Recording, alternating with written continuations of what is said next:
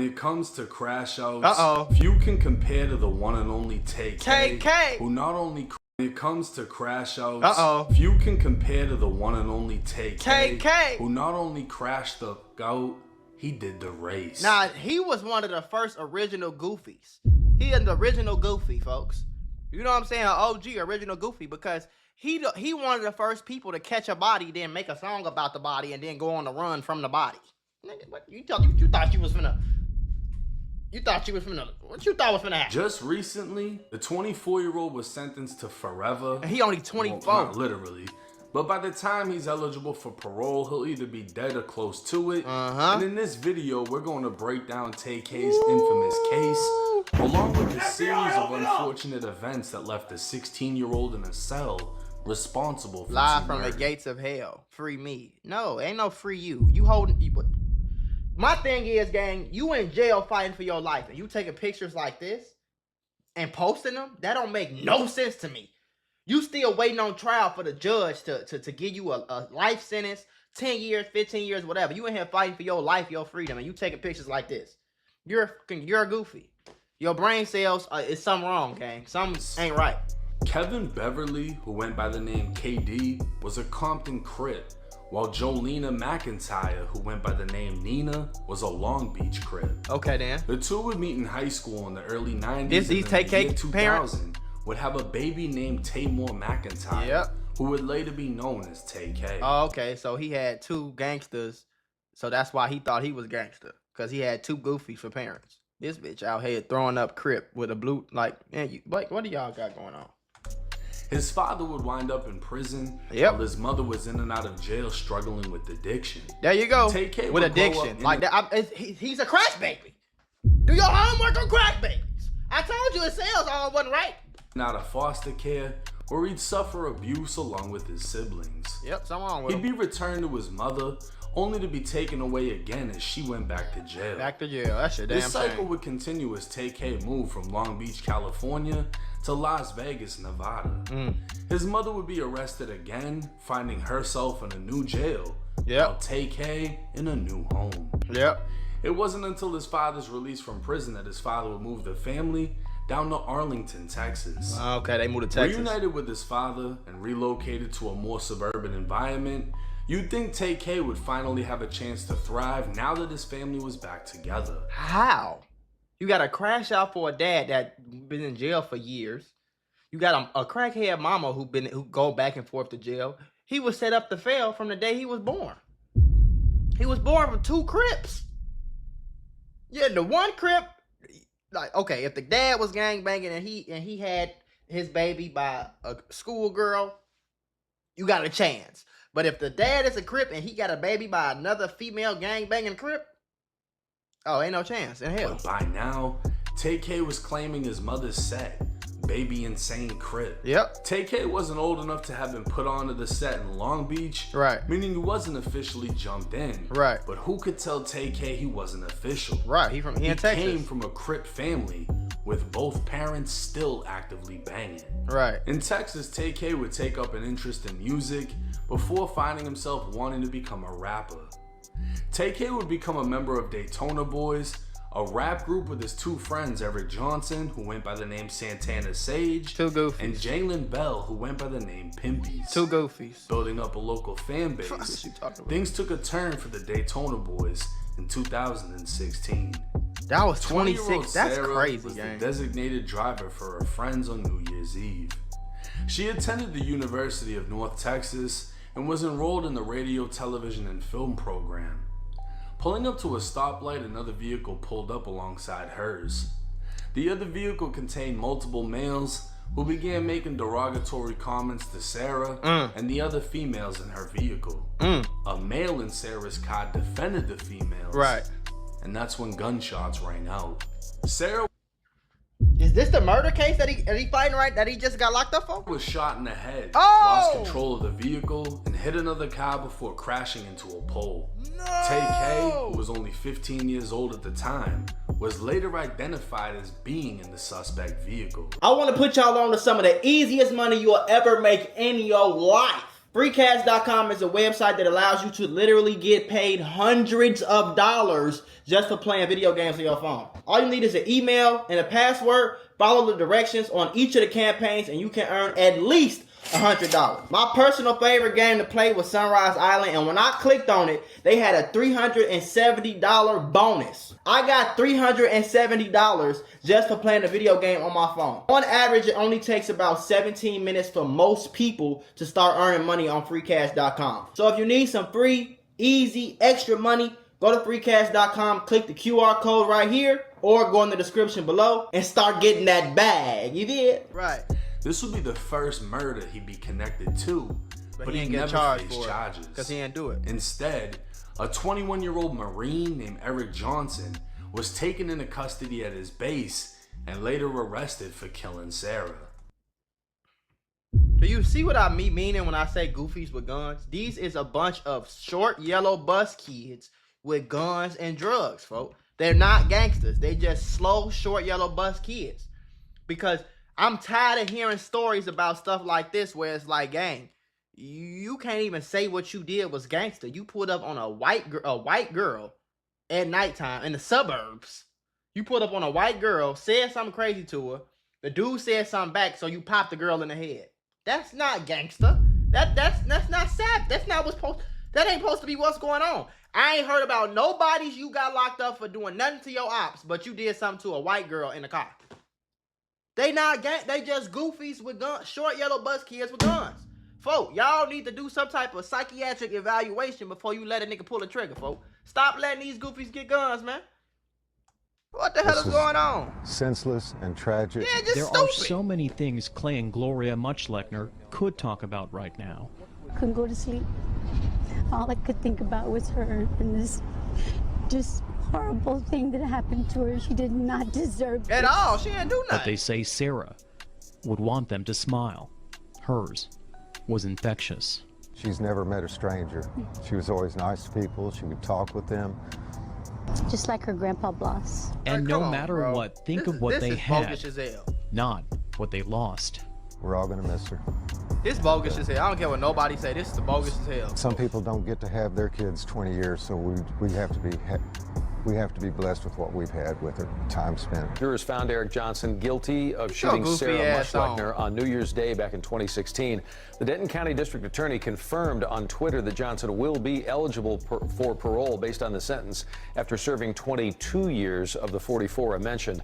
The jury could have sent him to prison for life. They should have. 6 what the months hell? later, Tay-K would make a decision that would forever alter his life. 6 months later. 17-year-old Zachary Bello and 21-year-old Ethan Walker were roommates in Mansfield, Texas. Do these look like gangsters to you? They look like two short yellow bus kids to me. It's about to get worse. 6 months later. 6 months later, I guess, is when Tay-K caught his body or whatever. But you see what I'm saying, though? How it's just like you pulled up on a white girl and said something to her because you thirsty to blow your gun. You thirsty to do something to prove to everybody that you a gangster. And you proved it. Now you going to have to sit in there for 44 years and prove it every day. Zach's girlfriend believed the two were selling drugs and decided to plan a robbery on her own boyfriend. Damn! Word would get to 16-year-old Tay-K, who then recruited a team to get the job done. 3 girls went to the house, all aware of what was about to happen. Bro, what? As they spent time with the 2 roommates, they unlocked the doors to the house and the 4 robbers let themselves in.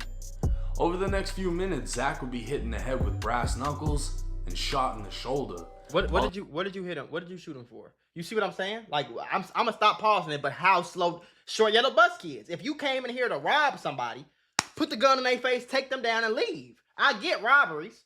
It's messed up, but you got some money. You ain't got no money. I got money. You trying to rob me? Okay, cool. What the hell you shoot me and punch me in the head with brass knuckles for? What gangster you know walk around with brass knuckles? Come on, man. Ethan was shot in the chest and left on the ground, gasping for air. Ethan would later die, and Zach knew he was set up by the girls because when the robbers walked in, the girls just got up and walked out, not even acting scared or surprised. But nobody planned for a double shooting. Right. Or for Ethan to Dumbass. die. Police would quickly identify everyone involved, with Tay-K being arrested at only 16 for participating in the home invasion robbery to murder. Because they think they in a goddamn paid in full movie, folks. Y'all was supposed to come in there and rob somebody. How you walk in the door shooting people? How does that mentally make sense? It don't, because you a short yellow bus kid. I'm gonna shut up. Released on house arrest, Tay-K would cut off his ankle monitor and go on the run. A month later, 23-year-old Mark Saldivar was shot and killed in a Chick-fil-A parking lot. New on the night beat, one man found dead in the middle of a parking lot of a North Side fast food restaurant following a shooting. As Pilar Arias reports tonight, police say the car the victim was riding in may also be the same vehicle the suspects took off in. The parking lot of a Chick-fil-A turned crime scene. The restaurant closed for business like it usually is on Sundays. But that didn't stop witnesses and spectators from gathering to figure out what happened at the lot just across from North Star Mall early this evening. What the hell? Was that the Mexican that got robbed, but he survived? Like they came, is that him? A few people out here, and you know, the car drove through like everybody else, and as soon as they heard the noise, they all started looking. Police now trying to find out how this all happened. Their sights set on a black four-door car. They say the victim was riding in the car along with several other people police are now looking for. They had pulled in here just before 5:30. As far as investigators know at this point, the man was shot outside the vehicle, but they don't know what made him want to get out. Investigators would learn Tay-K and others picked up the photographer for a photo shoot at a local mall. While in the vehicle, Tay-K and one of the other suspects pulled out guns, pistol whipped Mark, and took his backpack containing his equipment. Mark was forced out of the car, tried to get back in, and desperately jumped on the hood. That's when Tay-K leaned out of the window and shot him dead. What the fuck? So the first thing you unalived a white girl because you said something crazy to her. Random white girl in traffic. The second body, you walked in trying to rob somebody and just walk in guns blinking like John Wick. Do your homework on John Wick. Just came in there John Wicking it out, just popping people and killing motherfuckers. Then you got locked up for murder, cut your bracelet, your ankle monitor off, went on the run, and then robbed this guy. You robbed the camera, the cool Mexican cameraman. You robbed him and shot and killed him for no reason. You shot him while he jumped on the hood. Why you didn't just keep driving and get him off the hood? What did you have to do? This is so weird to me, bro. It's because they don't have ops. They don't have ops. Nobody cares about these kids. They just short yellow bus kids with guns. Thirsty to shoot somebody or shoot at somebody or rob somebody or do whatever so they can come on the internet and tell you how gangster they is. Look at his face. Look how bad he want to be a gangster. Look at him. Look how bad he want to be a gangster, bro. Like, go sit your ass down somewhere, Goofy. And you want me to feel bad because you locked up talking about free me? No. Tay-K would drop his infamous song, The Race. And that same day, he'd be captured by U.S. Marshals in New Jersey. Like, what the... Tay-K was now viral after dropping a song describing killing and being on the run and going as far as showing his own wanted poster. The song would reach number 44 on the Hot 100 Billboard chart and currently sits at 251 million views on YouTube. That's crazy. But Tay-K would never get to perform his hit song or experience anything from it. He'd only hear about it through jail calls and jail visits. Dumbass. Tay-K would eventually be found guilty. And then I'm gonna stop pausing after this. And then they say the ones, if you make a song about a body or you make a song about whatever, or some street shit that you didn't do, they say you a goofy. They say you ain't keeping it real. They say you a lame. They say you all this. But he's not a lame. You made a real song about a real body that you really caught on a case that you really own. And then y'all call other niggas goofies. Lil Durk, you made a real song about a real nigga that you put real body, like you really caught and you really put this murder together and you made a real song about a real body. Like, y'all little boys slow, gang. I don't know what you want me to do. Role in the home invasion murder of Ethan Walker. While he wasn't the shooter, the fact that he recruited the shooter would leave him with a 55-year prison sentence. Yep. See ya. Fast forward to 2025. This the other murder. TK would be sentenced to an additional 80 years in prison for shooting and killing. Ladies and gentlemen, your punishment is to be assessed at 80 years in the prison. Yep. I don't know where your mom is. Don't know where your father is. I know that you had a rough childhood. And I do know that these offenses occurred when you were very young. And I do realize that while this is a lot of time, and I tell people all the time, any time that you do in custody is a lot of time. Hell yeah. 5 but days. by that same token, you're still alive. And what the state has said is true. You're still alive. You can still better yourself. If you end up in prison for the rest of your life, you're still alive. You still can improve yourself. Right. Your family can still visit you. Right. Your victims the can't. complainant in this case is deceased. Right. 24-year-old TK has been sentenced to a total of 135 years in Texas State Prison. His sentencing will be run concurrent, meaning his 55-year sentence has pretty much been overruled by the 80 years. His 80-year sentence. So concurrent mean that 80. They're not gonna do 80 plus 50. They just gonna run it. They're gonna run them together. So that he just gonna end up doing an 80. Sentence. Under Texas law, he'll be eligible for parole in his 60s. His 60s. Things have already been rough for him, judging by the scar on the side of his neck. It appears to be a slash from a razor. Oh yeah, they did something to that boy. While his crimes can't be minimized, his life must be analyzed. TK was born to 2 gangbanging parents, raised in and out of foster care, and became a product of his parental influence. At only 16, far from mentally developed, he made choices that have essentially ended his ability to experience a life in freedom. He's been deemed a threat to society, and now knowing his childhood, it can be determined he really never had a chance to live peacefully in society. One can only hope he finds peace in prison, learns from his mistakes, asks forgiveness from his victims' families, and lives long enough to make parole. Hopefully. This is the reality of being a crash out. Yep. And he is a living example of what any teen could be. On phone now. If you're following down a similar path. Phone now. You trying to be now, cool as and sad shit. as TK's case is, it's not that sad. It's even sadder what happened to Sarah, Zach, Ethan, Mark. Right. You know what I mean? Ain't not that. And when you hear what happened to them, you really lose any sympathy for him. Hell yeah. This was a 16-year-old who was doomed from the start, that grew up to 2 gangbanging parents that didn't do shit for him. Yeah. Didn't provide anything for him. Yeah. And then, they tried to get their shit together. They tried to, testify on his behalf, and oh, okay. It's done nothing for him. Right. He was failed by his parents 100%. And then he also failed himself. Yeah, because I ain't gonna lie to you, gang. At 16, my parents wasn't like, weird or nothing like that. But at 16 years old, folks, like, your parents gangbanging, and that's cool and all. But, I ain't hear your parents go to jail for no murders.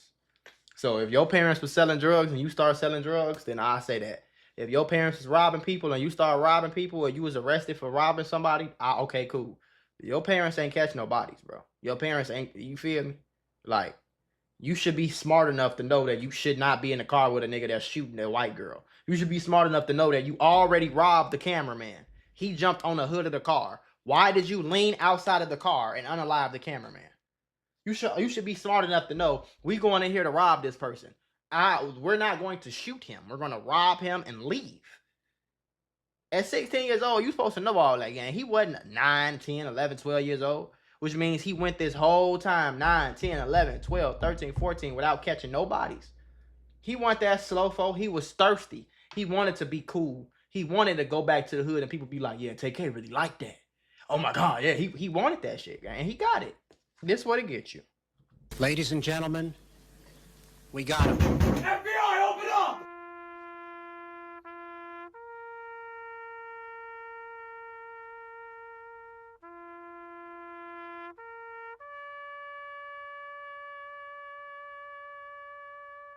$80 years, nigga. We see you in what? 2000.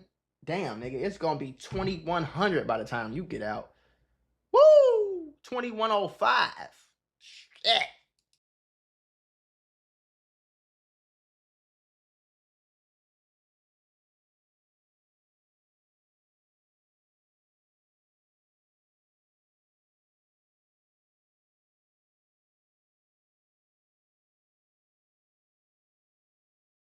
OTF Booney Mo talking about hashtag OTF Booney Mo talking about hashtag do it for Vaughn. Oh no. When I piss on N-words like Vaughn, 100, don't make me drop the video to really embarrass you N-words. None of you N-words can't compete with me.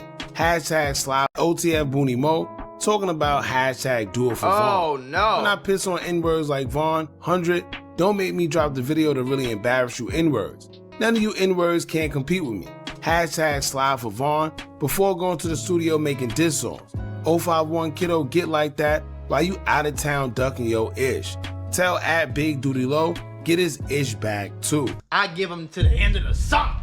I give him to the end of the summer, shorty. I'm taking all parlays, all bets, all side bets. I'm taking everything. I give him to the end of the summer, gang. You would think that being at his Father's Day, the beef, drama, controversy, whatever you like to call it, will be placed on hold. Bro? Especially considering the fact that some of these guys are actually fathers themselves. And this is why I tell y'all that when something actually happens to any of these guys, I have zero sympathy because a lot of them oftenly do it to themselves. Whether it's putting incriminating things on social media or dissing someone or their deceased loved ones. With that being said, as y'all know, like I stated before, it's Father's Day, and somehow these guys still manage to get into it with each other on social media, where it went as far as going to King Von's gravesite, and his gravesite allegedly being pissed on. Sheesh. Now let me tell y'all right now, I don't know if any of y'all are spiritual. FBI, open up! Bruh. Ladies and gentlemen, we got him. They saying 051 kiddo went to King Von? What the fuck? Oh, I gotta flame up my doink for this one. You know it's rolled up in that grabber leaf. I love that grabber leaf. I'm not doinking on nothing else if it's not grabber leaf. If you pass me the doinky and it's not rolled up in grabber leaf, I don't want it, my guy. Now let me see if I just heard what I think I just heard. Of any sort. But for ones that are, y'all know that there's a few things you just don't do when it comes to the deceased. Right. In fact, just the other day, a funeral home employee did a skit with his co-workers for TikTok, where apparently he put himself in the casket and acted like he passed away. Well, ironically, just 2 weeks after that, it came out that he was actually shot and unalive. And this time, he laid in the casket for real, for Playing good. crazy. Last time we seen something like that was with Philly rapper YBC Duel, when he would go to a cemetery, grab the shovel, and acted as if he was digging up one of his ops' grave. Okay. That's why it wasn't surprising to nobody when he passed away. It was not surprising to a single soul. Nobody was like, what? For real? I can't believe that. They killed dude. Nobody said that, bro. They was like, yeah. Now in this case, we have 051 Kiddo and OTF Booney Mo. Now according to 051 Kiddo, Booney Mo started it by dissing and he just responded. But for some reason, every time they respond to getting dissed, people got a problem and then make them seem like they're the bad guy. So we're going to get into it with what started everything and what Kiddo had. If I diss somebody and you goddamn like, damn, bro, you gonna go all the way up there with it? To say as a response, including him showing a picture of King Von's gravesite, insinuating that he may have took a piss on his gravesite, and claiming to have a video of the whole altercation. Sheesh. Y'all hit that thumbs up button so we can get this video into the algorithm, and if you not subscribed to the platform already, make sure you do so now. Let's get into it. Got a call to outside distance, so I don't know if you a fan or fear. Look like got down syndrome, he dressed bad, his nails dirty, ain't got no paper. That's What? That shit sounded weak as hell. Okay, so I guess OTF Booney Mo dissing 051. I was in the jury, you can tell they get it on the middle of mall. Other, she look like Big Bertha and she got a beard. What? And that was Oh my God, that did not rhyme. Somebody tell bro he supposed to be be rhyming in a rap song. Short clip of a song called 52 Dead Ops by OTF Booney Mo, and he would also caption it saying, quote, 52 Dead Ops, dropping audio tomorrow, keep brother and them name out y'all mouths, too dirty to even be mentioning phone them, at Shoebox from the O, send verse baby bruh, hashtag do it for Vaughn. I want to put y'all on to some of the easiest money you'll ever make in your life. Freecash.com is a website that allows you to literally get paid hundreds of dollars just for playing video games on your phone. All you need is an email and a password. Follow the directions on each of the campaigns and you can earn at least $100. My personal favorite game to play was Sunrise Island, and when I clicked on it, they had a $370 bonus. I got $370 just for playing a video game on my phone. On average, it only takes about 17 minutes for most people to start earning money on freecash.com. So if you need some free, easy, extra money, go to freecash.com, click the QR code right here, or go in the description below and start getting that bag. You did? Do it for D-Thing Blood Brothers. Now, according to 051 Kiddo, he feels he was dissing, so he just replied. Typical drill culture back and forth. Right. Now, for y'all that don't know, 051 member Driller has a classic song within the drill culture called 51 Dead Ops, taunting his ops alive and deceased. Right. For some reason, Booney Mo thought it'd be a good idea to make a song correlating to that one and remixed it, saying that he has 52 deceased ops and he's releasing it on Father's Day. Now, of course, this was definitely going to incite a response from 051 because it's simple. Nobody's going to diss. I don't understand how you can have kids and you still on the internet dissing ops and showing guns. Like, you got to be some type of slow. There's something wrong with you, gang. Especially a nigga like Booney Mo. Both of them, really. But Booney Mo, your leader is in jail for murder. Two of your homies who are in federal documents that have something to do with more murders are both passed away in D-Thang and Vaughn. I know you got other homies that the internet don't even know about that passed away. You see what I'm saying? On top of whoever else from your hood, your family, whatever. And niggas in jail. And you still, as a grown-ass man with kids and a full beard, you still on Instagram making diss songs to your ops? What are you doing, bro? Like, y'all niggas like 30 plus. You still dissing ops on the internet and claiming hoods and shit? Like, what the fuck? That's just so goofy to me, gang. I promise. Take a diss and I respond. Now, after Booney Mo dropped the snippet, 051 Kiddo will respond by saying, quote, don't make a diss song and expect us not to diss back. 100 emoji. It's just N-words like me. Take it a little too far. Then in the next slide, he will say, quote, stop implicating my name or anybody around me and expect me to sit around and take it. I don't give a F if it was 2035. Y'all keep mentioning the year like y'all ain't heard ish about me before a drill scene. The moment a N-word reciprocate the energy of an MF dissing. Imagine being 30-something years old with kids and this is what you doing with your time. Your kid, you ain't at the park with your kid. You ain't getting no money for your kid. You ain't saving up for your kid. You not learning stock so you can teach it to your kid. You on the internet typing this long paragraph on the internet. You backspacing and messing up and going back and doing it again, putting the emojis at the end. Like, I want to rush the comments and mention death, clout chasing, etc. This ish been going on before the internet was a thing. It's been F them, and every time we feel offended, it's gonna be that 100 blood and muscle emoji. Booney Mo will respond with a video and he will caption it saying, quote, interact every day, stupid man.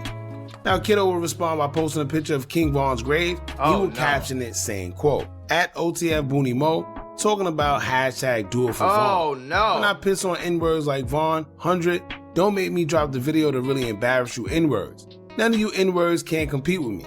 Hashtag slide for Vaughn before going to the studio making diss songs. 051 Kiddo get like that while you out of town ducking your ish. Tell at Big Duty Low, get his ish back too. I give him to the end of the summer. I give him to the end of the summer, shorty. I'm taking all parlays, all bets, all side bets. I'm taking everything. I give him to the end of the summer, gang. I give him to the end of the summer, gang. I'm sorry, bro. When it's not about what your ops gonna do to you. When you disrespect death, the Grim Reaper got a way of coming to collect. Look at the dude that unalived Q50 with Lil 50, the 15-year-old Chicago rapper. Unalived him and died in a car crash a few weeks later. Just so happened. Look at dude who was playing with death, acting like he was in a funeral and died 2 weeks later. You can't play with death. Death got a way of showing you like, okay, and God done gave you chance after chance. You out of jail again for the 10th time. You still alive. You still got your health. You can still walk. Look how many times God gave you chances, shorty. I feel like after a while, God gonna be like, man, okay, I'm gonna show you some respect, young nigga. You know what I'm saying? You supposed to respect death any and all ways, bro. I don't give a damn who it is. You could have hated that man when he was on earth. When somebody passes, you respect that death, gang. You respect that. You don't go to no grave site where there are unalived bodies and souls in caskets. You don't go to no grave site with nothing but the utmost respect. Anytime I ever went to, I'm praying while I'm walking through there. Like, God bless all these souls, God, you know what I'm saying? Like, it's kind of scary type shit. You went to his grave site to piss on his grave? So you can put it on the internet? Like it's not summertime in Iraq? Ladies and gentlemen, no, we got him. When you 30-something years old with kids, this what you doing with your time? You got time to go to your gravesite and take a fucking picture? And you 30-something years old with kids? Still be in the hood every day? That ain't no flex, bro. You're 30. You not 16 no more. You're 30. You still in the hood. That means you broke. What is your credit score, my guy? Now, underneath that same post, Booney Mo actually responded as he would say, quote, clown emoji, like you the reason 12 hot. What part you play on your block? 051 affiliate 051 Driller responded as he would say, quote, at OTF Booney Mo, shut up, you lying. Now, Kiddo would take to his story again to address the situation as he would say, quote, P-Boy made a diss song and everybody gassed him up in 8 hours. 100, I had to show that P that is deeper than what you think and it could get like that. N-word's been dissing my brothers. What, bro? All you did was you didn't do nothing to nobody. You just disrespected something and put a big ass target on your back. But what did you really do? You just pulled up to your ops gravesite and pissed on the grave, bro. That's all you did.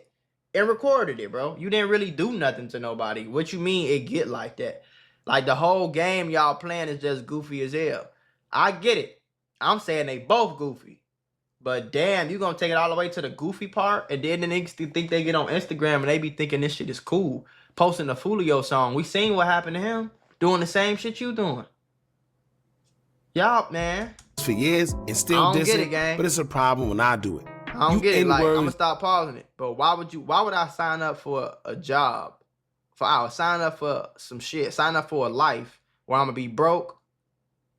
It's easy. It's a million times easier for me to die and a million times easier for you to go to jail. And like, why would I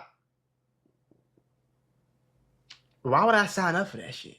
These people are broke as hell riding around in regular Chevy cars and shit in Chicago, in the hood, paying cheap ass rent, eating McDonald's every day, and they got time to be on Instagram going to ops grave sites and dissing your ops in songs and shit when all your homies are dead or in jail? Why would you consider? That's just not intelligent, bro. It's just dumb. It's D-eaters, and don't get mad at me. Get mad at the game and what comes with this ish. I am who I am, and I never cared who judged me. Allah got me at the end. And then he gonna tell me Allah got me at the end. No, he don't. You pulling up the grave sites and pissing on them. Allah don't got you, bro. Y'all delusional, bro. They always turn Muslim and shit. Why they always turning Muslim? They just come out of nowhere, just Muslim. Talking about some Allah got me, but I just pissed on my op grave the other day. What?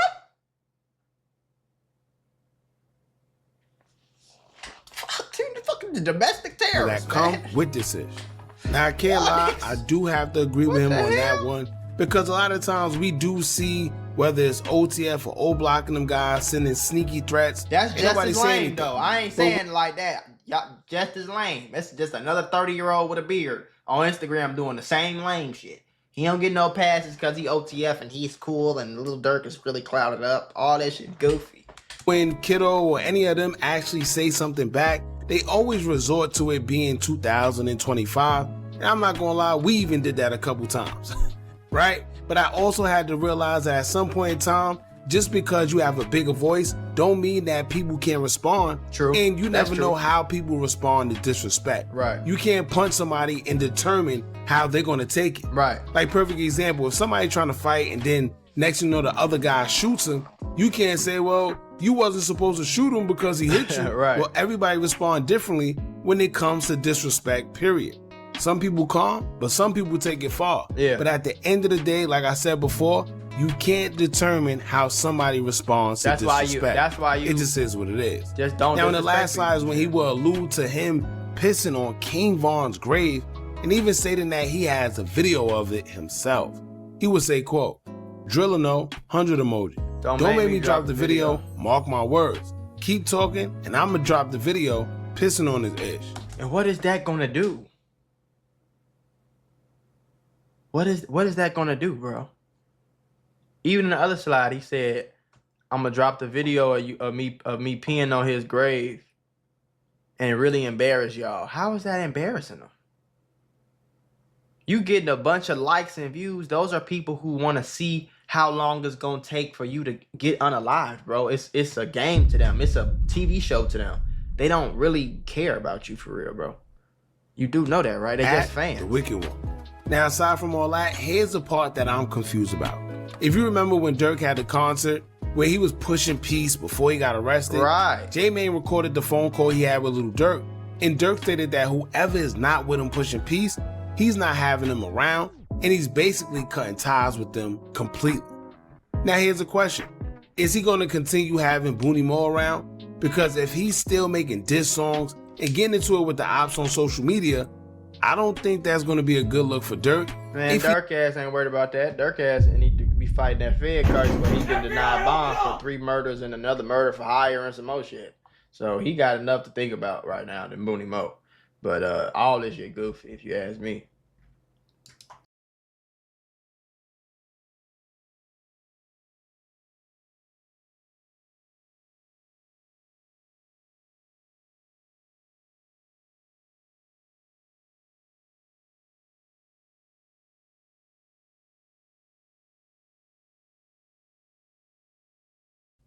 Boosie just announced he plans on pleading guilty tomorrow, and he's facing a couple years in prison. Boosie was originally arrested in San Diego while he was filming a music video. Now, Boosie went live to let them know he outside. That's how the police got on his radar, to know, okay, yo, Boosie is in San Diego. But this is how Boosie got caught. So reportedly, the police was watching the IG story of a dude by the name of KP2. While watching his IG story, he posted multiple photos and videos of Boosie with that gun on his IG story. Right. The police reportedly seen that, and they went ahead and got a warrant and went ahead and pulled over Boosie, found the gun. Boosie tried to pull it off on his security guard. Security guard wasn't claiming it. Dang, what the You paying a security guard and he not claiming the gun? What are you paying him for? Got arrested. Shortly after Boosie got arrested, Wack 100 will claim that he found information that proves that this dude who took pictures and videos of Boosie with a gun and put it on his story, he's a snitch. Wack will say he has proof that this dude is allegedly an informant, and he been. Ladies and gentlemen, we got him. Man, oh man, boy. You gotta close that back door. You can't get snaked out by your homie. Working with the police. Nah. That's crazy. The one that was going viral, like it was on all the blogs, side by side with Boosie Live, and then split screen with Boosie Live, like screenshots of both. That's gone. One thing I will say though, if motherfucker can see your gun game, you probably ain't doing it right. And excuse my voice, for I'm sick congested, snotty nose, all that. But you not doing it right if you got your gun in plain view. Put that motherfucker in your waistband or in your drawers. You see what I'm saying? Put the tank top over the drawers. Put the shirt over the drawers. You decent. Motherfucker can't see. The police might be able to see that it's something right there, but they can't tell you it's a gun. You see what I'm saying? You wouldn't even be in this position. Number 2, I did a quick Google search. Boosie, you 42 years old, bro. It's time to take your ass in the house. This outside shit is for the young niggas. It's time to go to the bar. You got that big ass crib. Go to the barbecue. Come back home. Go to the kids' parent-teacher conference. Come back home. Go to work. Come back home. You still outside thugging and gangster. You're 42. And the fact that he ducking and running, he ain't answering phone calls on the streets, don't look no better. Turn his comments off too. Them said whack. He turned his comments off? Yeah. Nigga, listen, they said whack. Let me tell you what I said what. When you put the letter up, showing his letter to the judge, his name stamped, and at the bottom where he said, I don't want to go to the same court date as my co-defendant. You know you told on him. I don't want to nasty work. That's crazy. So hold on. He had a post up today talking about asking about my co-defendants, asked my co-defendants about me. He took that post down. Now he just posted 26 minutes ago a screenshot of US 6ix9ine saying never trust a who really hangs out with real life informants. Hey bro, he can put never trust a nigga who really hangs out with real life informants. How am I supposed to know he's an informant? What? That people be saying some dumb ass. And why does Wack 100 know everything? Put up everything he want. That sealed document, your downward departure, your letter to the judge, still stick. Yeah. Let's say Sammy the 6ix9ine is my artist, and whoever the else y'all want to put in the car. Let's say all of them with me. What that got to do with you? We talking about, see, whenever do that, that's when I really know.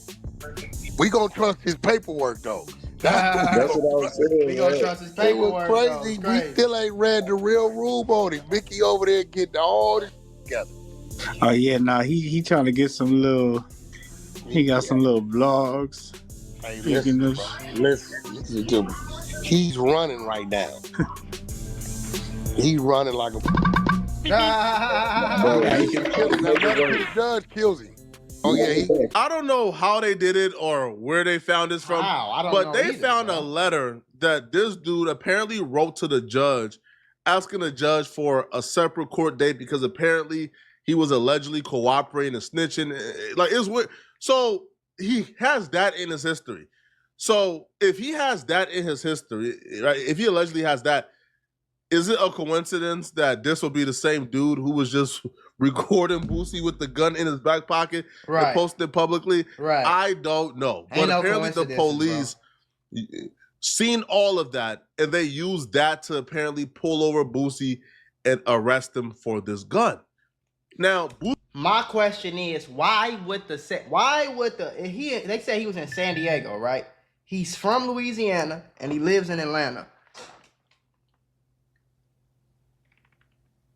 How does the I want to put y'all on to some of the easiest money you'll ever make in your life. Freecast.com is a website that allows you to literally get paid hundreds of dollars just for playing video games on your phone. All you need is an email and a password. Follow the directions on each of the campaigns and you can earn at least $100. My personal favorite game to play was Sunrise Island, and when I clicked on it, they had a $370 bonus. I got $370 just for playing a video game on my phone. On average, it only takes about 17 minutes for most people to start earning money on freecast.com. So if you need some free, easy, extra money, go to freecast.com, click the QR code right here, or go in the description below and start getting that bag. You did? San Diego police. Why would the San Diego police randomly be on an Instagram live? And how would they be able to get a warrant so fast to pull your ass over and get the gun? That don't make no sense. Boosie was fighting this case like for a while, for about like a couple of months. And then out of nowhere, Boosie announced to us that the case was dismissed.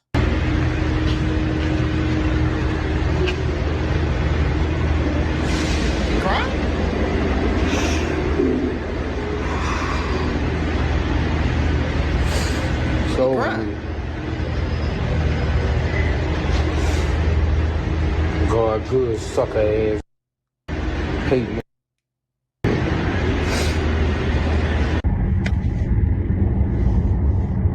I'm lost for words right now, man.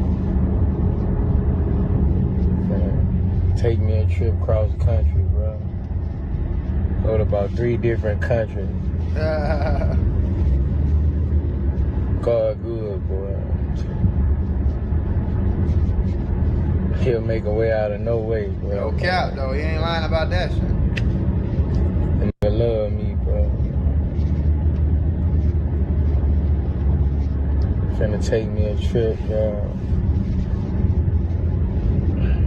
Everything coming back around. I'm finna get my rights back, my gun rights back.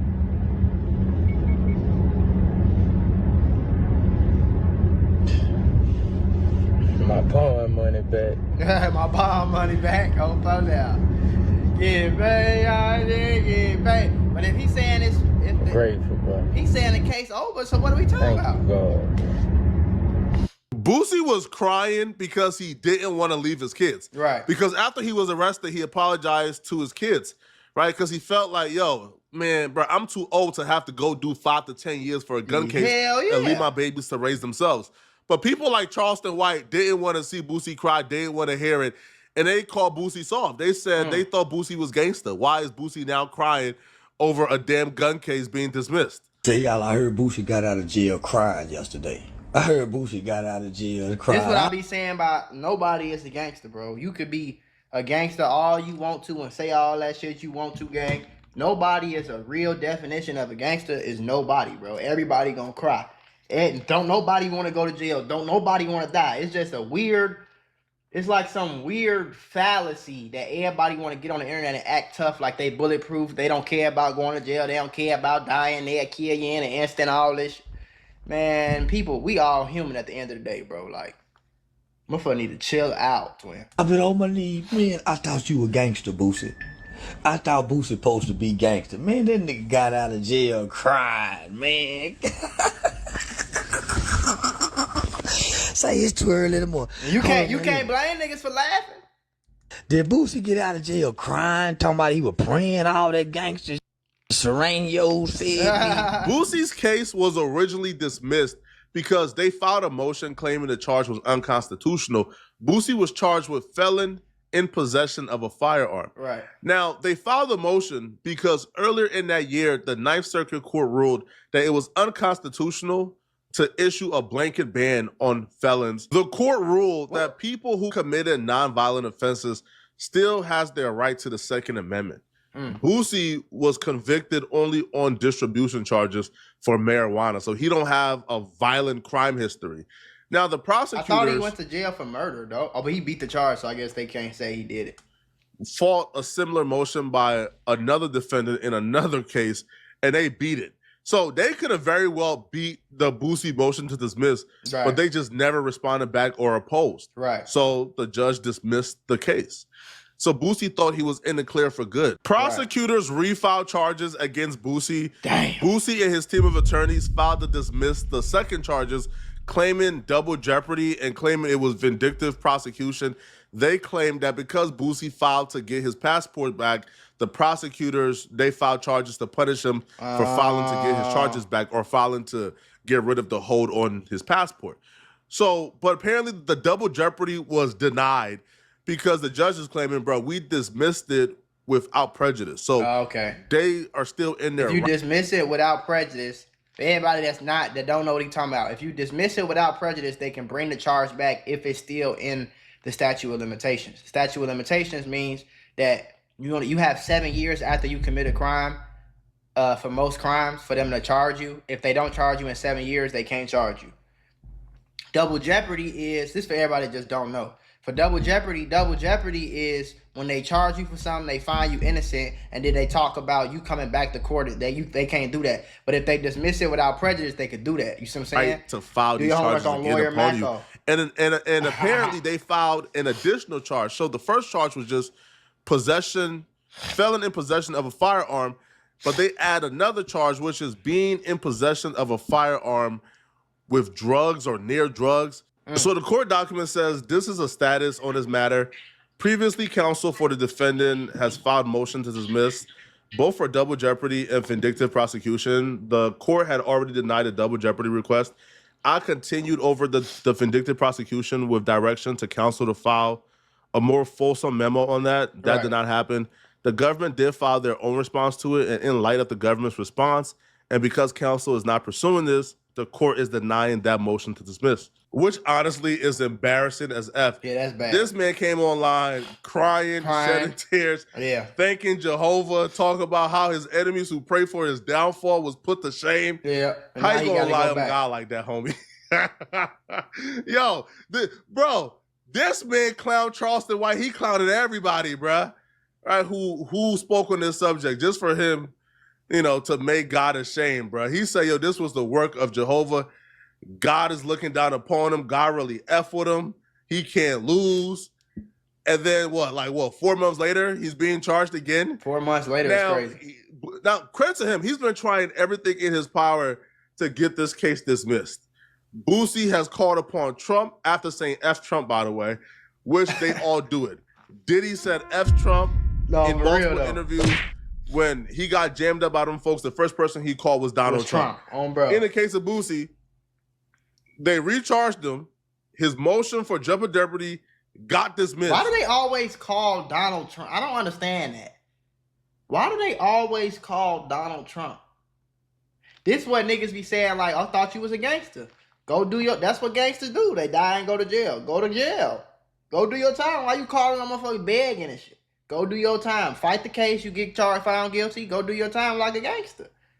And the first person he called upon was Donald Trump, the same person he talked about like a dog online. Right. So Boosie wrote on Twitter, Trump, check my case out. My case was dismissed, but Biden's DOJ recharged me with the same gun charge. Biden pardoned his son. Yo, these dudes are sellouts, bruh. What? Yo, how was you so anti-Trump and pro-Democrat? Trump gets in office and now you snitching on Biden because Biden pardoned his son, but Biden ain't pardoned you. Yo, this man says, DOJ recharged me with the same gun charge. Biden pardoned me. No, Biden pardoned his son. Of course, I was told I am the only person in the country facing that charge now. President Trump, I already was given a 10-year sentence. Motherfucker, respectful as hell. President Trump. Like, come on, man. It's embarrassing. In 2009 for third offense marijuana. Grams. I never was even offered rehab, straight to prison. And Trump, You are a felon, Boosie. They don't offer felons rehab, Boosie. If you want to smoke loud so bad, why don't you move to a state where weed is legal? Then you can smoke all the loud you want to smoke. At the end of the day, bro, this is what I'll be saying, gang. And all jokes aside, I know I'm being funny as hell right now, but on bro grade, check me out. This nigga is 42 years old, man. 42. If you still getting caught with guns and drugs, bro, you need to sit your motherfucking ass at the crib, gang. Me personally, I live in Miami. If I'm smoking some loud, I'm either outside or I'm in the crib. I don't drive around with loud in my pocket. I don't drive around with loud. And if I do, I make sure it's a misdemeanor amount. You can't just do whatever the fuck you want to do. And then when you get locked up for it, you a known felon outside in a different state with a gun that everybody can see on the back of your waist. Now you want all this extra shit. Like, I don't get it, folks. Like, that ain't how life I'm a rapper / filmmaker from Baton Rouge. Nah, Negro, nah. I thought you was gangster, man. Right. I thought you was the Don Dada of Baton Rouge. Now you a filmmaker. Cut it out, man. Yeah. All right, I was targeted. My mouth and things I stand on get me in a lot of ish, but I'm real. Every time they go to jail, man, they Martin Luther King, bro. Yeah, every time, bro. They Martin Luther King or they Malcolm X and they Muslim. Why do y'all always turn Muslim in jail? Nobody thinking Boosie is a threat with his mouth, bro. What Bro, what type of social change you think Boosie's mouth is gonna bring? Cut it out, bro. These dudes can barely speak 2 syllables.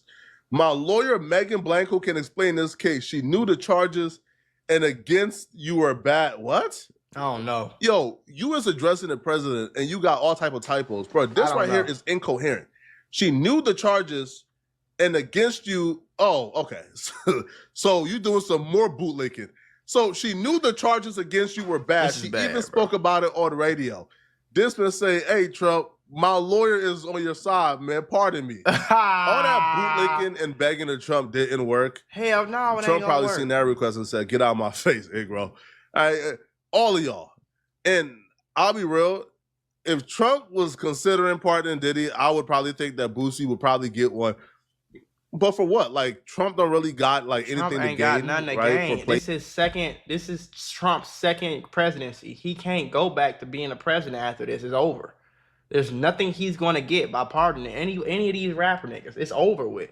He did that shit for Kodak Black so he can get a second term. Y'all need to wake up. To the black community, bro. Like, he's not trying to vow for no re-election. Right. So he really don't need to do the Kodak or the Youngboy move, man. You feel me? Like, at all. So because the Trump thing isn't working, Boosie done went to court a couple of times. It ain't looking good for him. Hell no, it ain't looking good. And quite frankly, if I'm Boosie, like, why am I going to court, bruh? I was caught on camera with the guns on me, and then when they pulled me over, I had the same guns I had on me on IG Live in my possession, bro. It's a done deal. Case closed. Like, there's nothing you can do to get out of that. So Boosie would announce, man, that after fighting this case for a while, he's taking a plea deal. So Boosie will say, just accepted a plea from the federal government on my gun case. I thought this case was over and I was going to get on with my life, but God don't make mistakes and I'm tired of fighting. Talk to my family, and this is the right decision. To all my fans across the world, say a prayer for your boy and go get the new album. Words, so fair alone. I don't know, man. Now, what I would say, man, Boosie is sounding a little desperate because hell yeah, he tweeted about something that Anthony Edwards said probably about 2 or 3 years ago. Anthony Edwards, bro, I'm capping. Probably like what, last year during like the Olympics. Boosie tweeted, Anthony Edwards told Obama, we ain't gotta do all that now. I love this ninja. He from across the track. Boosie is from Baton Rouge. Ant Edward is from Georgia. But I know what this is. This is slick begging, man. What is he talking about? Boosie C, man. Anthony Edwards got that $300 million contract, homie. Boosie about to go to jail, man. He needs somebody to put money on them books. This is slick begging, man. You can't tell me any different, bro. What the hell? Man. So, I don't know, man. I probably expect Boosie to get about 5 years. Yeah, it's over. It's bad. He didn't take that plea, he probably would have got like 10 to 15. Yeah. But y'all let me know in the comment section. What do you guys... And again, gang, Boosie one of them niggas who want to be in the street culture. He refuses to give that shit up. Like, and this what I be telling motherfuckers, like, just give it up. Give it up, bro. You grown. You grown. You grown. He's still in interviews talking about he hates snitches and he hate this and he a real gangster and he don't do this because he a real savage gangster and he a gang, all his fans and this. Like, bro, stop trying to be a fucking gangster so bad. Like, when did being a gangster become more important than being a dad or being a husband or just being free? You got this gun on you, so you wanted to be gangster so bad that you 42 years old with a motherfucking gun on you outside in San Diego, California, where guns are illegal as hell. You got a gun on you out in the open. You ain't got them motherfucking in a bag. You ain't got it tucked in your drawers. You ain't got it up your ass. None. Because you refuse to you got a bullshit security guard who refused to take the gun charge, and because you refuse as a well-known famous rapper, you refuse to just go get off-duty police who can legally have a gun because you want to keep it gangster. Okay, so when are y'all gonna learn that, quote-unquote, keeping it gangster, keeping it real, keeping it street is gonna end up, your ass is going to end up in jail or dead? There's no other in between, folks. You 30, 39, 40, 50 years old and you still getting shot in Dallas. You still going to jail for loud and guns and fighting cases for the feds. And bro, you supposed to be at home taking your kids to school and cooking barbecue on the weekends, gang. You got this big ass house with a motherfucking big ass, you got your shit bigger than 6 Flags in your backyard. You got 7 pools, 3 16 ATV tracks, a motherfucking golf course, go-kart racing. You got all this shit in your backyard, man. What the fuck are you doing? I wouldn't be leaving the house. Nigga, what are you doing? So now I'm looking at, he's 42. Let me see how old, he's 42, right? 42. He finna be 43 in November. So you finna do 5 years and get out when you 48? And you 43 years old and you finna have to go to prison and line up for child and fight for your life and all this stupid ass shit. For what reason? Because you wanted to keep it real with some motherfuckers? Hey, none of them people you trying to keep it real, trying to keep it gangster with, none of them people gonna do nothing for you while you in jail. None of them people gonna have your back with nothing, gang. I ain't gonna lie. You fucking be crazy as hell, you ask me. But I'm lame because I don't want to be gangster. I'm lame because I call the police. I'm lame because y'all niggas weird as hell, boy.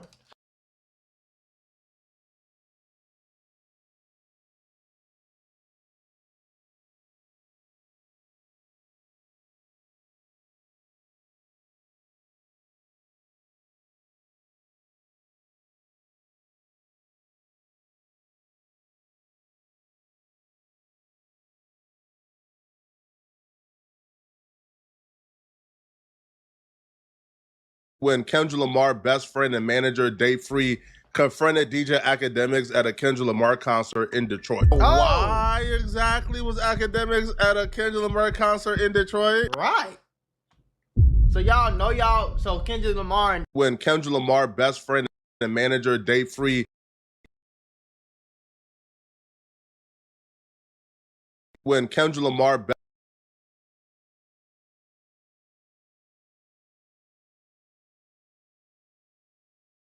friend and manager Dave Free confronted DJ Academics at a Kendrick Lamar concert in Detroit. Oh. Why exactly was Academics? When Kendrick Lamar best friend and manager Dave Free confronted DJ Academics at a Kendrick Lamar concert. When Kendrick Lamar best friend and manager Dave Free confronted DJ Academics at a Kendrick Lamar concert in Detroit. Oh. Why exactly was Academics at a Kendrick Lamar concert in Detroit? Right.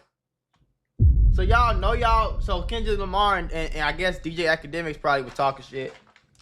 I'll blame the internet. The internet sort of forced Academics in a corner and made him feel like he had to pull up because him and another TDE member, Ab-Soul, was going back and forth all that week. So? Ab-Soul dropped a record claiming when he sees Academics, he gonna slap Academics for all the TDE disrespect.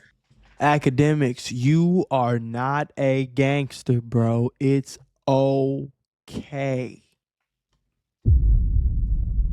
It's cool, bro. It's all right. Ain't nobody finna back me into no corner and make me feel like I gotta go somewhere. That's just slow.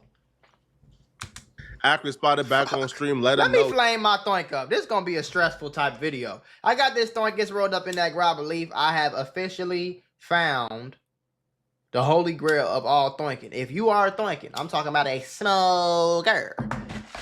Whole leaf smacking shit. Don't get me started on these hemp papers. Oh boy. Don't get me started on these wraps. Oh boy, y'all went and bought the whole goddamn thing.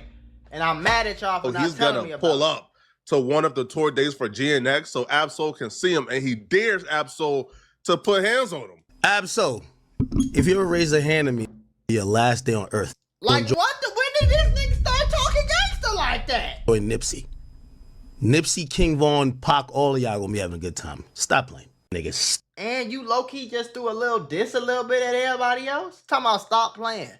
DJ Academics, we've seen you not do anything, bro. We've watched you. You know that, right? We've watched you get disrespected by grown men plenty of times and you did absolutely nothing.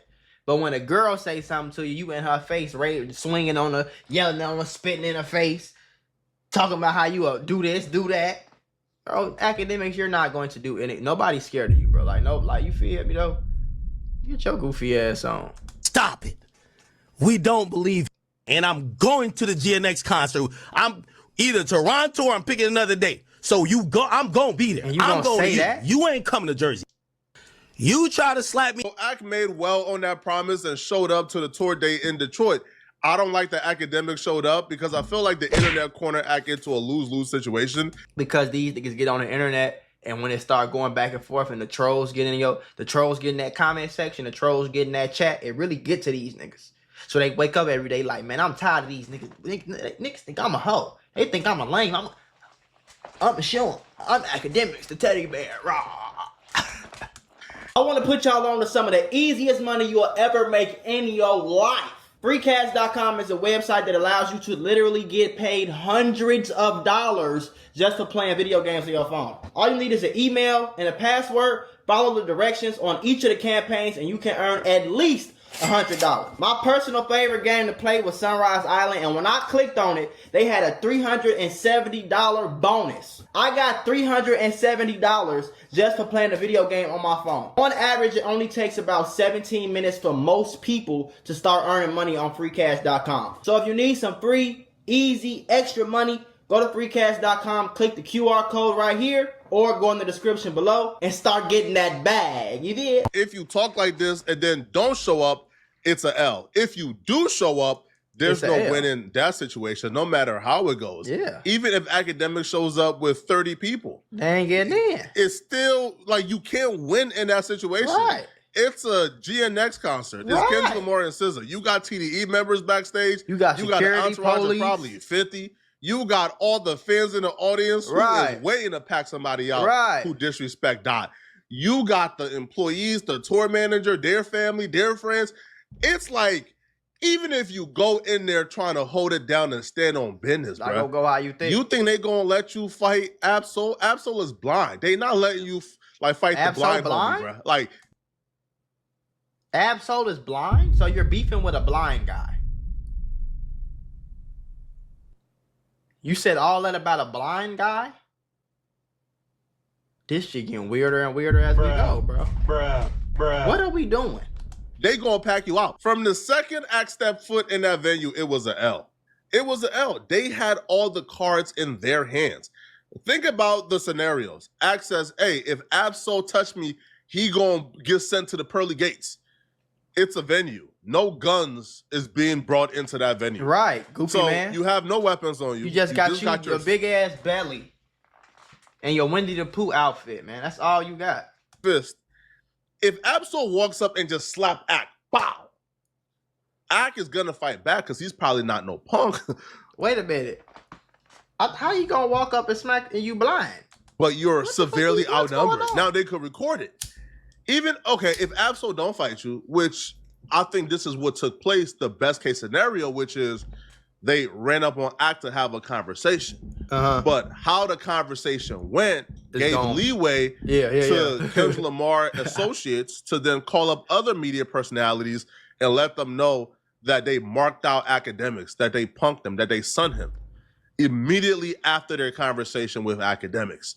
Now, here is Academics' version of how things went down. Dave Free comes over. And Dave Free comes over. And Dave Free, he's like, yo, let me talk to you for a second, bro. We go talk. And we get into, like, you know, that we've met each other. It was whatever, cool. And his point subsequently ended at this, his point of interest or point of conversation subsequently ended with exactly what Anthony said. But at first he was kind of like, I felt like he was almost asking me like, yo, bro, like, why are you doing us like that? And I was just like, what do you mean? Oh, no. Oh, he had one direct question for me. He said, Ak, what? He said, the only reason I came to talk to you because I wanted to know how personal, and this is when I realized I'm like, some of that Drake said about this guy and some of the narratives that's continued, it's affected him. And I understand why, because these are hurtful things that could affect anybody else. People have said things about me that hurt my feelings as well. He said, I wanted to know, is this just content or is this something that you're carrying personally? Right. But I was kind of like, if it's just content, you need to be, hey, bro, it's just content. I'm chilling for real. Like, I'm not into it with you, bro. But I'm just tweaking with you on the internet. You cool with that? You know what I'm saying? I don't think there's nothing wrong with that. People that's fake. That's not, you're not being a real nigga. Nick, it's content, bro. It's a movie. It's entertainment. It's okay to have a script, bro. Like confused because I said to him, "Wait, are you asking if I'm here to slide for Drake?" Like, I didn't say that directly, but that's the thought. Are you asking that's what is happening here? I don't think he's asking that, bro. I don't think he thought that you were sliding. He was really interested to know how personal all of this back and forth is to me. Because he said, if it's personal to me, he made it clear it's personal to him. Well, we could get at it. And we got a bunch of people, left, right, and center, him and I both, we could get to it. Bro, and I said to the brother, shut up, academic, bro. And again, I'm watching him. And we more scared of you sitting on us, bro. Ain't nobody scared of your Tyrannosaurus Rex arms having ass doing anything. Now, maybe the people with you, I don't know who's with you. I don't know why people get on Instagram and internet and talk. I've never got on here and talked tough at all. In my life. I don't understand that shit. Because ain't nobody bulletproof. And I can hit you right here. If I hit every person, anybody can get knocked out, bro, by anybody. A 14-year-old can hit you in the right place and knock you out. It's not about how tough you are. You know what I'm saying? Like, so the shit don't really matter. So I don't know why people, especially academics of all people, I don't know. His eyes, the eyes, I'll say the eyes. It reeks of passion, and I understand why. I said to him, do you think that if it was that personal to me and it was smoke, I would come to your concert? What do you think? If I care that much about whatever you and Drake got, that I said if I see one of y'all is going to happen, why would I come to the belly of the beast? It's a cultural difference at play here. Atkins from Jersey, obviously the East Coast. On the West Coast, that's a mark out. East Coast, that's just a normal conversation. I've been on the West Coast long enough to where these dudes consider any and everything a mark out, bro. What the hell is a mark out? If somebody walks up to you in the streets and they ask you, where you from? And you say, oh, man, I'm from Montana. I'm from Nebraska. I'm not from LA. Oh, really? I could. They walk away. That's a mark out. They just marked you out. You just he's trying to say like you a lame. Like he just bitched you basically. Bit in the world now because they asked you where you from and you said, oh, I don't gangbang. I'm from Nebraska. Use a mark. These dudes calling you nice to your face. If you might take it as a compliment if a West Coast dude call you nice. But to them, it's a mark out. So him telling academics, is it personal for you? Because it's personal for me. And if it's personal for you, we can get down. To Dave Free, that's a mark out. To him, he was sunning and checking academics. It's just a cultural difference. To academics, that's a normal conversation that people have. Dave Free, because he's from the West Coast, and the West Coast do have kind of like a tribal mindset as well. Yeah. Right? Due to the tribal mindset that exists on the West Coast. Now, like there's not a negative connotation to it. It's not positive or negative. It's just tribal. People running groups and highs on the West. To them, bro, a fade was offered and you didn't take the fade. That means you got marked out. And I feel like academics should have known. But if you say those things and you're saying it for the internet, you can't say things like when I see you, I'm gonna send you up there with the pearly gate. You can't threaten death on somebody and then turn around and say you playing. What the fuck? That's how you know academics. He's not street smart at all, bro. I don't give a damn what you talking about, bro. If it's my best friend, my homie, and damn sure not a stranger. Ain't no stranger about to play with me and say when he see me, he gonna unalive me, and then when I see him, it's just gonna be what? It's gonna be what it's supposed to be. We supposed to give each other hugs? Hey, I'm just playing. Nigga, it's to a point where playing ain't playing no more. And I'm not finna sit around and figure out if you playing or not. I'ma just approach the situation like you dead ass serious because you just threatened my life. So when a nigga like Academics threaten somebody's life, and then you don't say, I'm just fucking around with y'all. Hey, I'm not gonna do nothing to y'all. You don't say that. You double down on them motherfucker. Then you show up at the concert. Then after you talk crazy, after you threatened death on somebody walked up on you and said, hey, is this personal for you? Because it's personal for me. And I'm ready to get down. So you let me know if it's personal to you, and we can go crazy right here. I'll beat your ass right here. And then you say, no, I'm just playing. Why would I come to your concert if it's that? Yeah, but you didn't say a joke, bro. You said something about death, my guy. Black people don't play like that. They walked up with at least Kendrick Lamar associates are celebrating. Shit.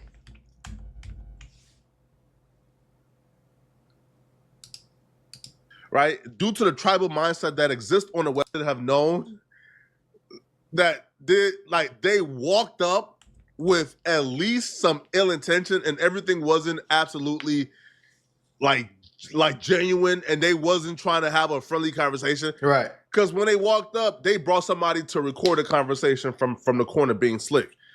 Like, they didn't tell Act, hey, bro, he recorded. They brought somebody with Dave Free to record a conversation from the side. Right. It feels like, and he knows I said this. By the way, there was a guy, because I guess when Anthony Sala came over, and he had a couple guys with him, and it was about even.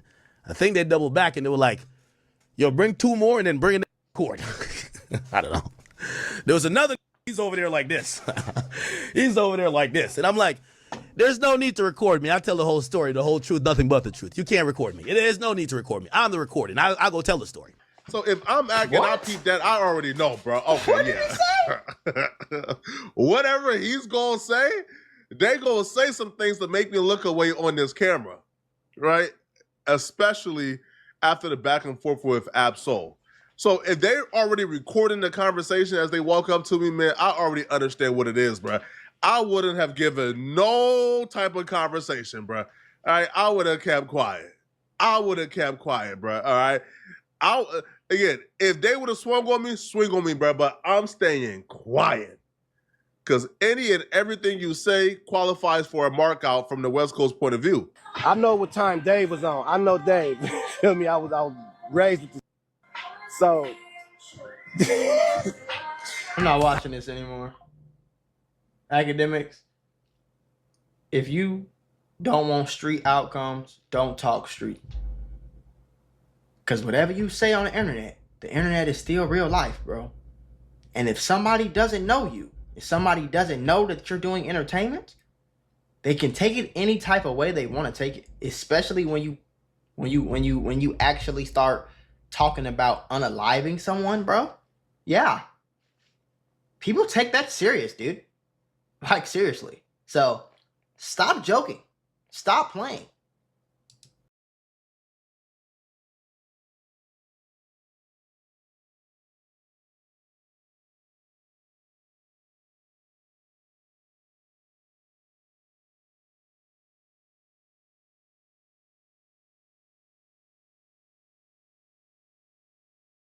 Every dumb way to die in 6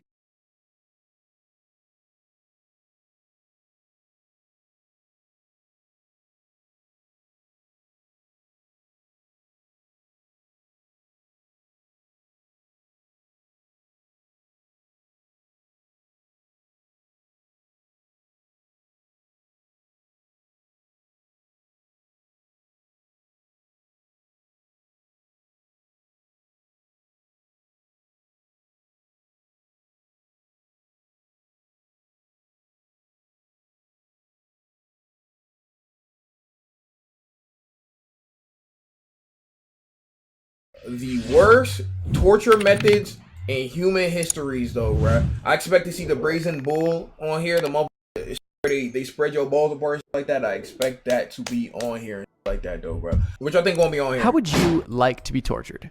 Chances are you don't want to be tortured. But just in case you did, I put together a list of the 10 most brutal torture methods ever used.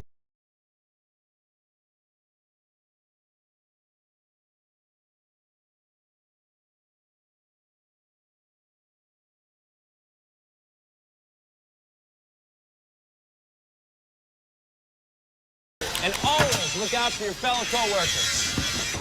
Because when you make safety a priority, I can never work in like this type of environment. I'm not gonna hold you. I'd be on clumsy timing, bro. My finger would be on the ground within the first couple seconds. Guys, you help. And always look out for your fellow co-workers.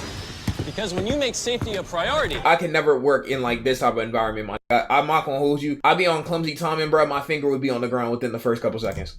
Guys, you help prevent injury. What the?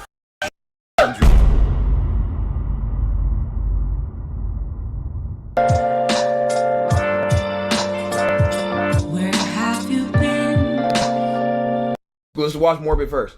This video is called 7 Most Disturbing PSAs by Morbid. Let's see what the 7 most disturbing PSAs is, though, bruh. Biggie Bear was a He got straight into it. Mine ain't even really wait. PSAs made by the Parents for Responsible Viewing Company. They made 3 PSAs that aired in South Africa between 2003 and 2004, highlighting the dangers of letting kids watch TV programs not intended for children. The first PSA, titled Biggie Bear Says Hello, introduces the main character, who is a guy dressed up in a bear costume, parodying a children's show. The build is crazy. The dead is built like motherfucker Squidward when he ate them Krabby Patties. But low key though, already I can tell something wrong with this, bro. Any nigga who's dressed up as a bear, I can't trust. Then gets interrupted by a man dressed in a bunny suit. Angry by the interruption, he then gets in a fight with the bunny, which ends in Biggie Bear pulling out a firearm and putting it inside the bunny's mouth, where the scene fades to black, where you then hear a gunshot off screen.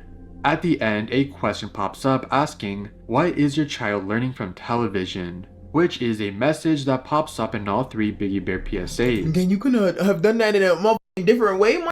Children are seeing that. The second PSA, titled Biggie Bear Surprise, introduces a new character named Mr. Spotty, who is a Dalmatian. Mr. Spotty tells Biggie Bear that he's sad, and Biggie Bear responds saying that today is a beautiful day.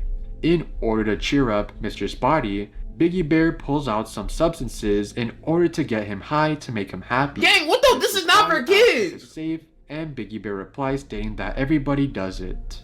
Once Mr. Spotty gets high, the PSA fades to black.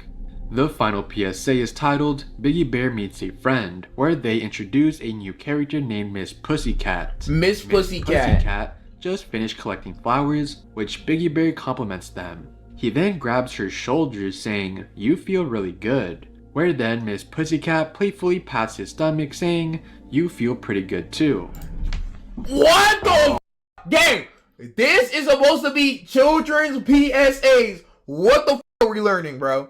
Be like, the world's too sensitive now, and the world is very, very sensitive, granted. But to be honest, I don't know when they were showing this, bro. But this should never been shown ever, bro. What's being censored out? This leads Biggie Bear to caress her breast without consent, and then Biggie Bear just R-words her on the spot. For me, this was the most disturbing one out of the 3, just because it was something that I was not expecting for the PSA to show. On TV, bro? Very, very, very sick work. Whoever was behind the marketing behind this needs to be impaled down. Because it was something that I was not expecting for the PSA to show. This third PSA was the last we will ever see of Biggie Bear, since it seems that the Parents for Responsible Viewing Company isn't around no more. Because for whatever reason, I can't find their website, so I assume that they're no longer around. In the summer of 2015, the Veterans for Peace UK made a public service announcement showing the struggles of PTSD. For this PSA, they paired. On a scale of 1 to 10, how bad was that last one? I don't know how anyone can get as bad as that one, especially because that one was supposed to be targeted towards kids. I don't think kids learned anything. I think kids actually got like scared off that. I'm not gonna lie to you. I'm gonna get that like a solid 9. I don't know how like worse it could get, but I know it could. In the summer of 2015, the Veterans for Peace UK made a public service announcement showing the struggles of PTSD. For this PSA, they paired a children's toy commercial by having a kid play with Action Man. While showcasing the struggles of PTSD, it also shows Action Man developing an alcohol and substance addiction. At the end, Action Man calls it quits and ends it all. That's sad. What the Action Man Battlefield Casualties. Niggas used to be having Hot Wheels commercials, bro, and motherfucking got like pillow pets. Niggas was watching Action Man gaming himself, damn, bro. PTSD Action Man. Danger lurks at every turn. He never Johnny feels Can with safe. that sub, bro. Think of that sub, bro. Do what you can to block out the memories. With no support from HQ, it's up to you to fight. Bro, not his butt cheek. They got toy. Cold. PTSD Action Man now comes Yo, PTSD promotion in the kid industry is crazy. I'm not gonna lie. with 1,000-yard stare action. With time running out, only you can stop the pain. Let's get out of here. Action Man.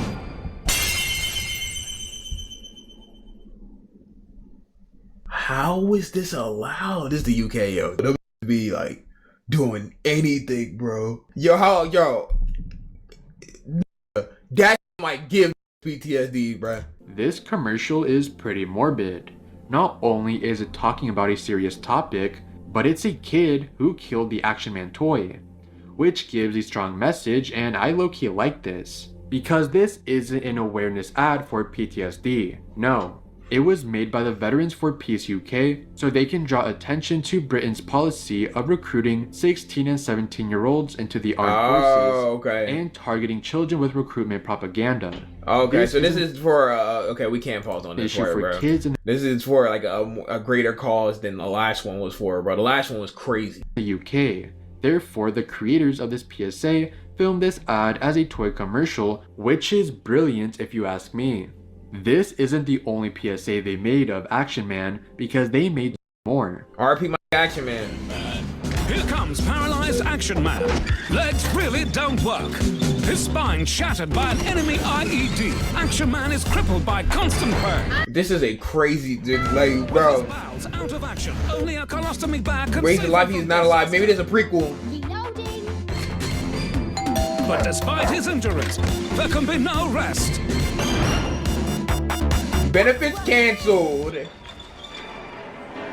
Bro, Action Man's like that, bro.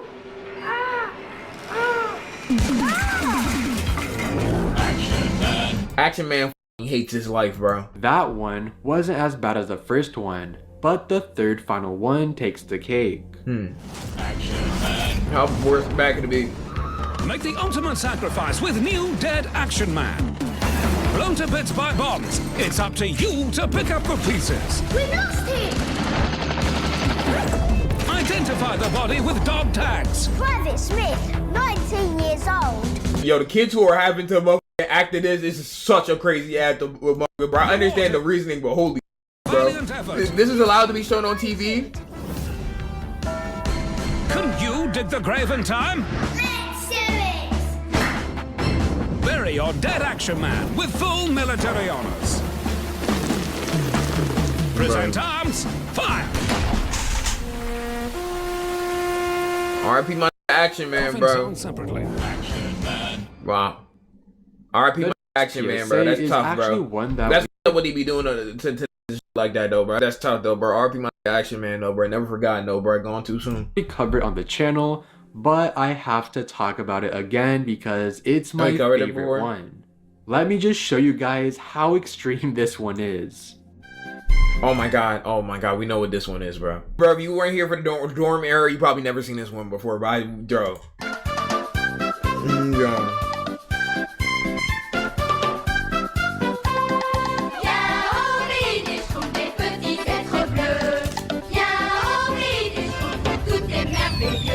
Bro. To this day, still some of the craziest I've ever seen, though, bro. Then got nuked, bro. Nigga be with Homelander.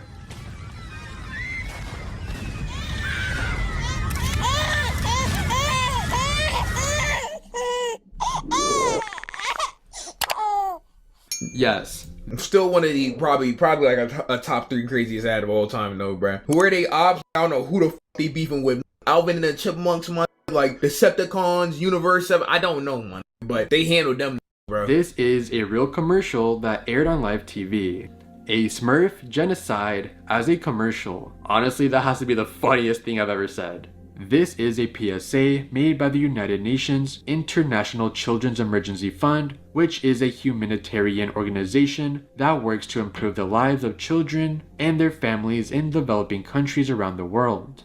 In 2005, an advertisement featuring the Smurfs was aired in Belgium, in which the Smurf village is annihilated by bombs dropped by planes.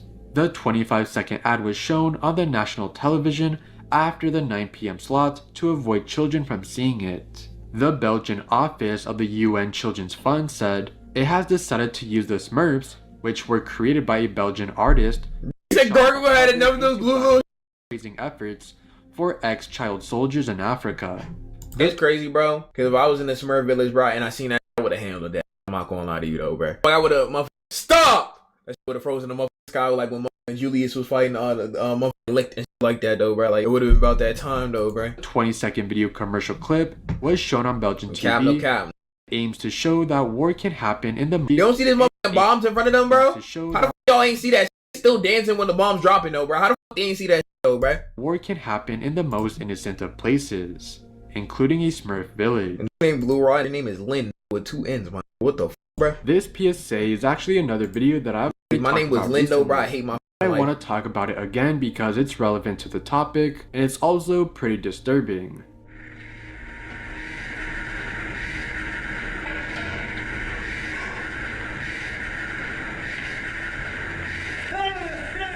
Is this a lobotomy commercial?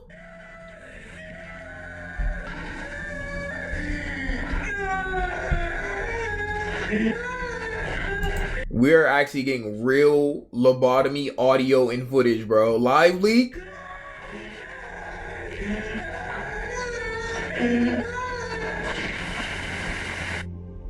Cartel video.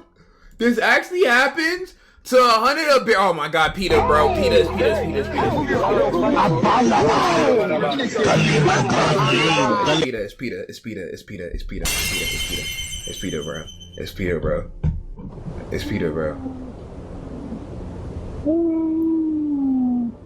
Stop the torture. Yo, Peter will literally show y'all a family of 5 getting gunned down in broad daylight and be like, you know, this is what's happening to bears and tigers every day. Tiger's family gets shot like this every day by humans. Protect the animals. It's like, I know is trying to like compare it to us so you can really feel it in like that, but Peter, y'all been trying for decades, bro. This was a PSA made by PETA 2 TV, which is a subdivision of PETA that was started in 2002 during the Vans Warped Tour.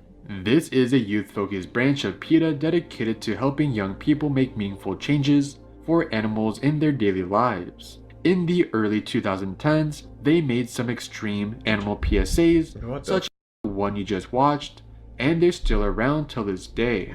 However, they did slow down. Like branded?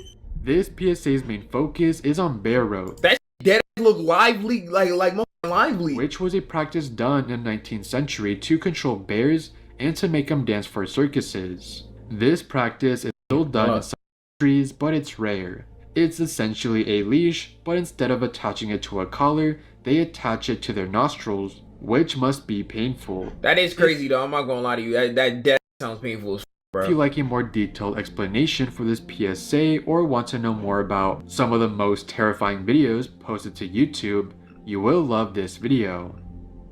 SWR Television PSAs throughout 1997 and 2004, making a total of 14 public informational films. They are a German company who advocates against violence on television and in video games, highlighting the impact it has on children.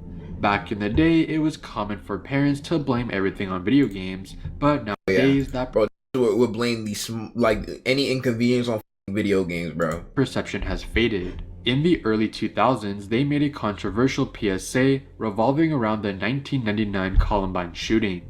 The PSA starts off as if you were loading into a video game titled Amok 2. Amok is a word that means to be in a violent state of excitement or to act in a wild or dangerous way. The PSA then goes to a pick a character screen where you see... Did y'all ever have like a person like come and talk to y'all in y'all schools about Columbine ever? But I remember, bro, they had the little Rachel's challenge in school. They came to our school and he talked to us about it. Y'all never did that? No, it was just my school. Damn. We really had a whole unit about it. Goes to a pick a character screen where you see 5 playable characters.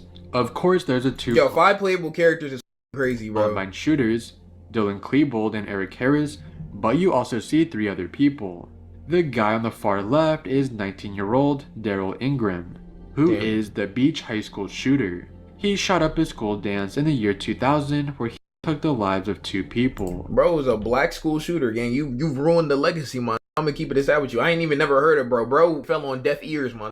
He shot up his school dance in the year 2000 where he took the lives of 2 people. During the gunfire, over 300 students ran out of the gym. The other playable character in the PSA is 16-year-old Martin Perel, who isn't actually a school shooter. In Germany on November 1st, 1999, Martin's parents went to visit Martin's grandparents at their gravesite for All Saints Day. Martin stayed home where he broke into his father's gun safe.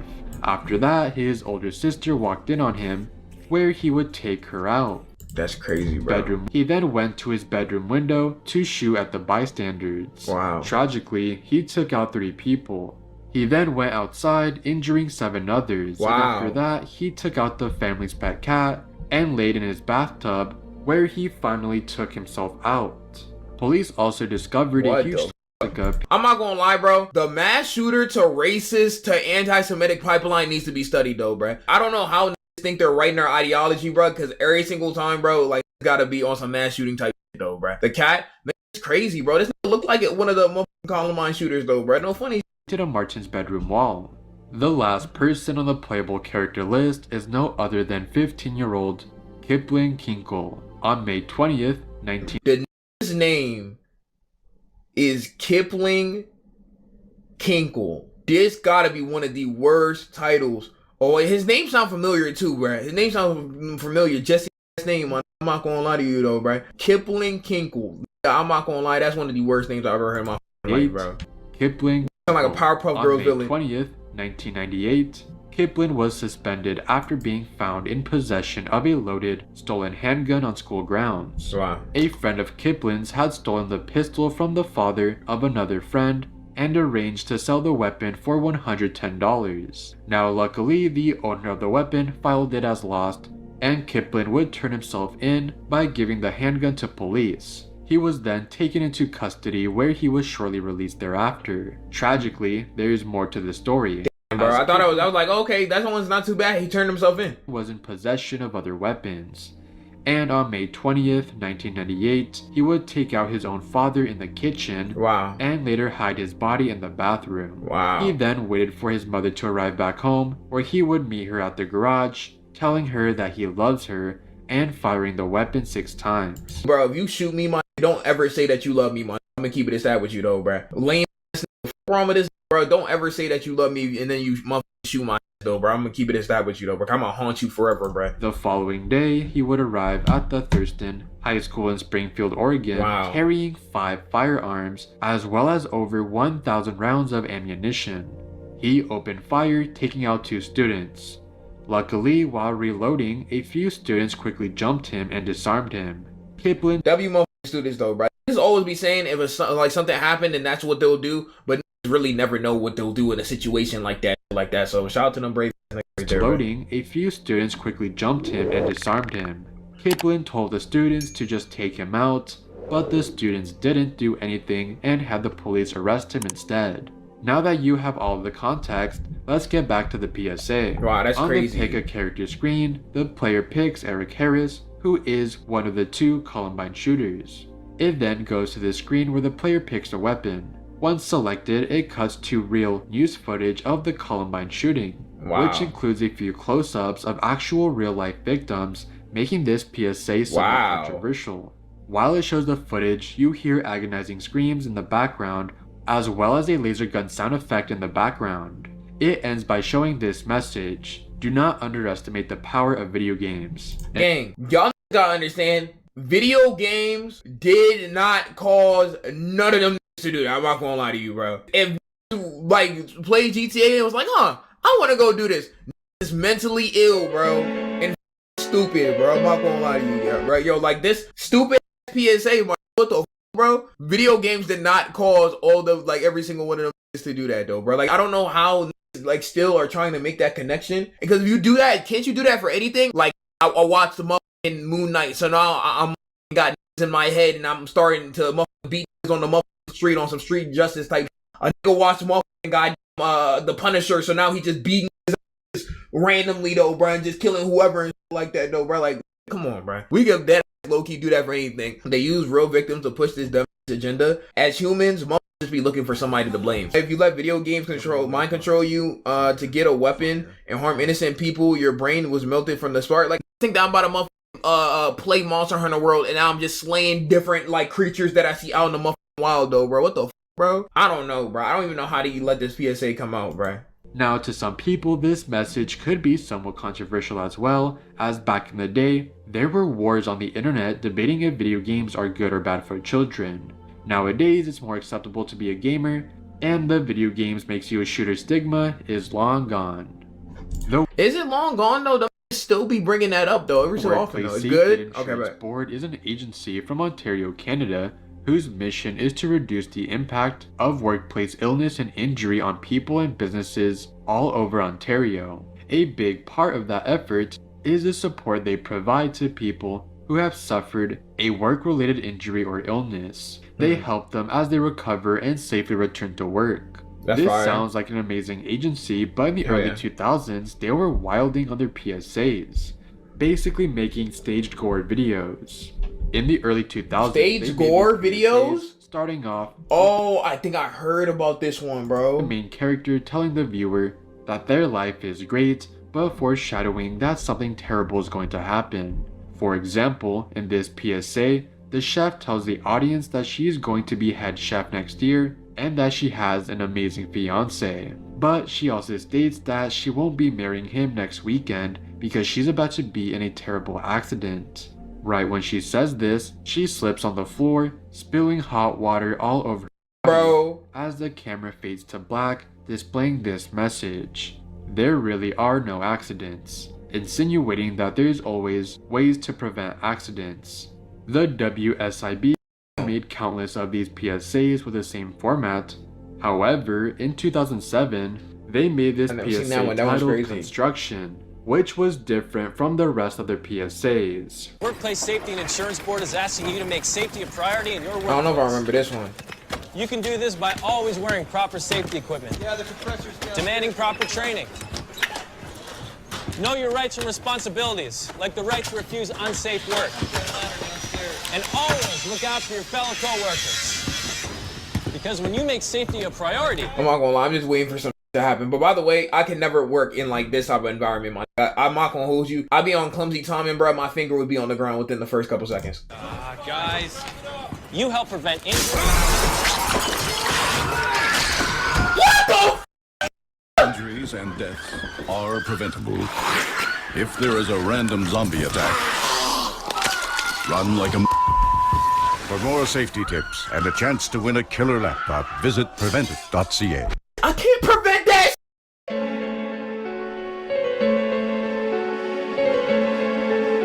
What the what kind of what the I'm supposed to do? Tomorrow is T6 plot twist. I'm not gonna lie. A could have literally told me that was gonna happen. I wouldn't have believed them. I'm not gonna hold you. I would have called you a liar.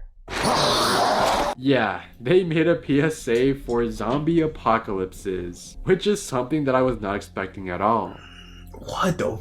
Bro, they just be making any type of PSA to get riled up and scared and shit like that. Motherfucker was fear-mongering, edging the zombie apocalypse, bro. PSA that... In a zombie apocalypse chat, what weapon y'all using? What y'all using for in a zombie apocalypse? It happens like that. Give me like an RPG, bro. I think I'd be cool. Ray gun, nuke, chainsaw. My motherfucking fist, you are not built like that, bro. Nail gun, dick, drum gun, spear. You gonna use a spear, bro? Out of all weapons? A12, 2005 Charger, LeBron James, Gatling gun, Nearest YN. Low-key, they should just put all zombies in Florida, though, bro. I think the war will be over within a couple of days, though, bro. With assistance by Atlanta, bro, I think they can go ahead and do that. What we will be talking about is one that you've seen before, because this PSA has been memed to death everywhere. Come on. I have not seen this. What the f? I had to mention this PSA. This PSA was I have never made seen by this. Northern Ireland Road Safety. It was so brutal and controversial that it had been banned from being shown on TV before 9 p.m. The minute-long video starts with a classroom of Y'all seen this, children right? playing and preparing to leave for a school trip, while a man grabs his breakfast at home and heads out to his car. As we see the children in the park, we see the man lose control of his car and crash through a wall. But on the other side of the wall are the children. The car flips through the Damn, why, God, what the? Wait, okay, hold on. It's not funny, but why you laughing? It's not funny, but it's like, why did they make the graphics like that? Like, look how the car's flipping over. Why did they make them flat Stanley like that? The car flips through the air, landing on them and crushing them instantly. That's not funny, the Northern bro. Ireland Road Safety ad was made to highlight the dangers of speeding after statistics showed that 28 children have died from it since 2000. This information has since been Very serious topic, chat. PSA first aired back in 2014, but if you ask me, one child is already one too many. Yeah. Road Safety Minister Mark Why did they Duggan make the advertisement insisted like the that, advert bro? was sensitive.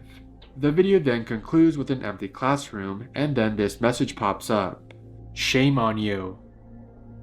Thank you for watching till the end of this video, and that was a good Morbid video, bro. Shout out to Morbid, though, bro. Shout out to Morbid, bro.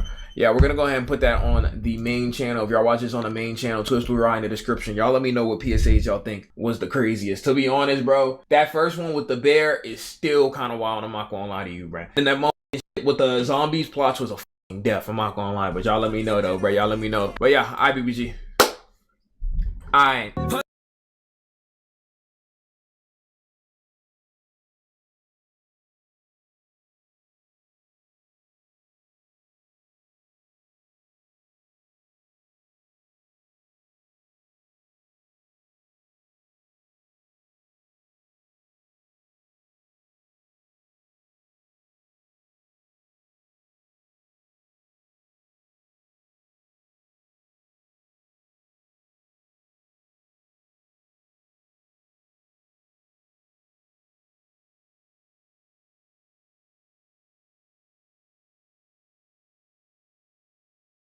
In 2020, Kim Jong-un revoked the directive to own dogs, calling it a tainted trend by bourgeois ideology, and it became banned once more, with reports of dogs being seized from homes and euthanized. Yo, Chad, they probably went on a mass dog killing spree, bro. That sucks, bro. Or even used as meat in restaurants due to a shortage. In 2020, Kim Jong-un revoked the directive to own dogs, calling it a tainted trend by bourgeois ideology, and it became banned once more, with reports of dogs being seized from homes and euthanized. Yo, Chad, they probably went on a mass dog killing spree, bro. That sucks, bro. Or even used as meat in restaurants due to a shortage of food.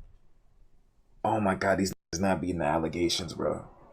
Oh my god, not beating the allegations, bro. This is like when we look at a motherfucking hood video, bro, and they're talking about some, I could really go for some Popeyes right now. It's just like, bro, like, I hate this for my Asian brothers and sisters, bro. I hate this, bro.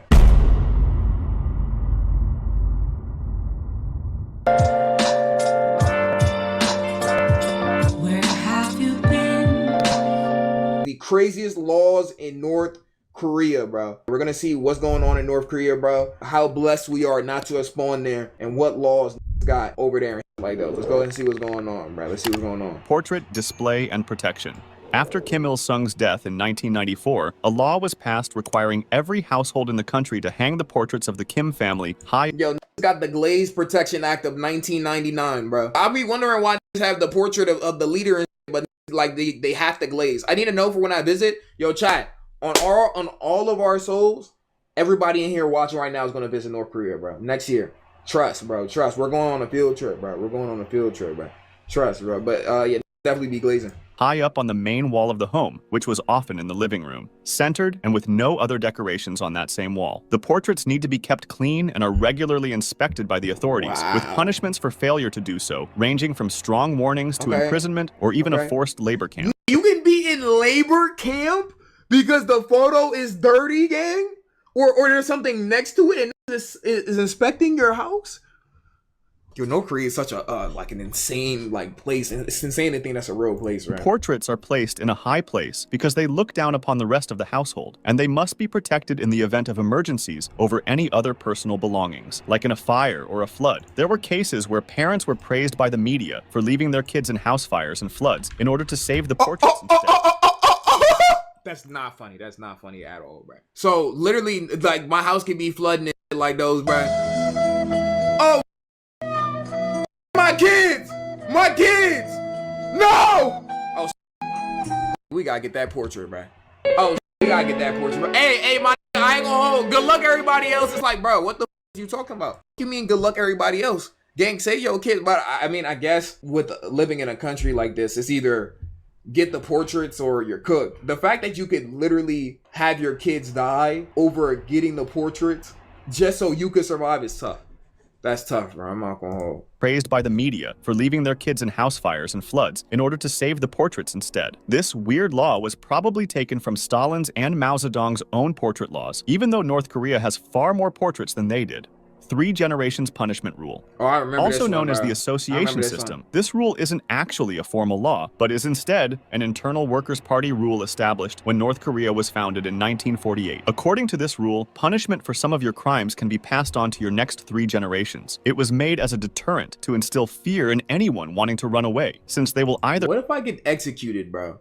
Well, I'm not gonna lie. Would we really put it past North Korea executing 3 generations of people? Like, to be honest, no. But it's so crazy that you could literally get born into a labor camp because somebody 3 generations ago did some shit, bro. Dead ass. Either have to bring their whole But I family, remember this when we making watched this, travel and we seen stealth this nearly specific one. impossible, or doom the next 3 generations of their family to life in prison or a forced labor camp. There, they cannot question their imprisonment, or they risk execution. Official events. Soldiers, citizens, and politicians are expected to applaud enthusiastically for as long as several minutes on end during official events, and those who fall asleep at their post or when attending official events are subject to severe punishments and even executions, such as in 2016 when North Korea's Vice Premier for Education, Kim Yong-jin, exhibited poor posture and fell asleep during a meeting presided over by Kim Jong-un. He was executed in July of 2016, being labeled— This don't even sound real. This sound dystopian as f. Bro got executed for bad posture and because he fell asleep? Jeez, an anti-party, anti-revolutionary agitator. Forced and unquestioned loyalty. The government assesses a citizen's behavior by looking at their family's background, personal behavior, and political loyalty with a system called Sungbun, which uses 3 main classes with about 50 subclasses, all of which have influence on a citizen's access to education, their employment opportunities, and even food distribution. There are targeted tests that normally happen among high-ranking officials and passive tests that happen periodically throughout a citizen's life. Those deemed disloyal through these tests, whether it be speaking against the government, defying orders, engaging in any acts of protest, not using titles when speaking of political leaders, or even through suspected thoughts of treason called Suspected thoughts of treason? Thought crimes? So you think that I'm about to switch? I'm cooked? How the f y'all got mind readers in it? Yo, holy shit, bro. Witch trials? Yeah, there's definitely some Salem witch trials type. They said force and unquestioned loyalty. To be honest, if you're protesting in North Korea, bro, you must actually, like, I don't know, you must not love yourself and your family, bro. I'm gonna be honest. That sucks that you can't protest over there. It's really a up situation at the end of the day. Not trying to make light of it, but it's just like, I don't know why anybody would do that over there knowing what type of country they live in. Sup, Tube? What's up, man? Oh, that don't hit like that. Yo, what's up, guys? Hey, bro, hey, bro, just come to Twitch, Twitch Blue Ride right here. Follow up. We're about to hit 200K. Please follow up and stuff like that. Come to the stream. If you don't watch streams, I didn't ask. Come to the streams and stuff like that. And then there's a gaming channel and a live channel. Come follow the live channel too. And then yeah, you can get back to your video and stuff like that. But just go ahead and do that, and it's in the link down below. And yeah, go ahead and do that. Or even through suspected thoughts of treason called thought crimes, are executed by firing squad. Anti-Western You get firing squadded, bro? attire laws.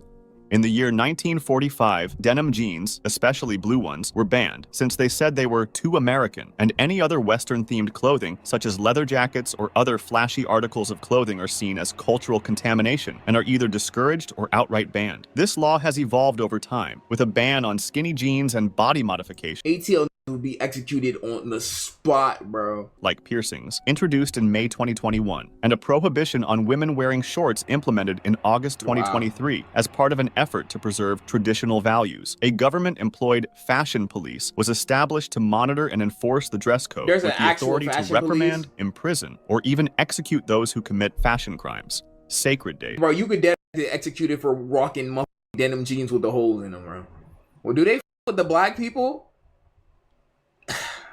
I'm gonna be honest, they don't f with the black people, bro. They don't like the black people, bro. I'm gonna be honest, gang. They do not f with the black people, bro, except like Dennis Rodman. I think that's it. All right. Starting on July 8, 1994, the anniversary of Kim Il-sung's death, and December 17, 2011, the anniversary of Kim Jong-il's death, mourning periods were instituted. Kim Il-sung's first mourning period lasted 3 years, during which singing, drinking, and dancing were prohibited. For Kim Jong-il's death, a 100-day mourning period was implemented with similar rules, but it also banned entertainment and expressions of joy. This can't even be happy. That cat you trying to be.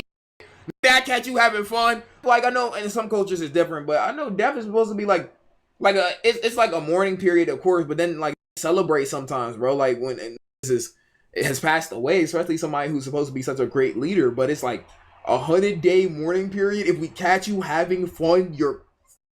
And they didn't even say what they're gonna do to you, but you could assume based on the previous ones. We want to execute your. Crying aloud was forbidden, even if a family member died, as it was considered disrespectful to the leader's deaths. On the 10th anniversary of Kim Jong-il's death, the mourning period lasted 11 days, during which drinking, laughing, and shopping were prohibited. Even soldiers were not allowed to sleep, ensuring a solemn atmosphere throughout the country. Violators faced severe punishments, including arrest and harsh treatment in jail. Along with these, February 16th, Kim Jong-il's birthday, and April 15th, Kim Il-sung's birthday, are state-sponsored national reverence days that ban the celebration of all weddings and personal milestones. Daily surveillance. North Korea is the capital of that catch you trying to be. That just catch you trying to be happy. I can't even cry, bro. You can't show no emotion, bro. Just no emotion, right?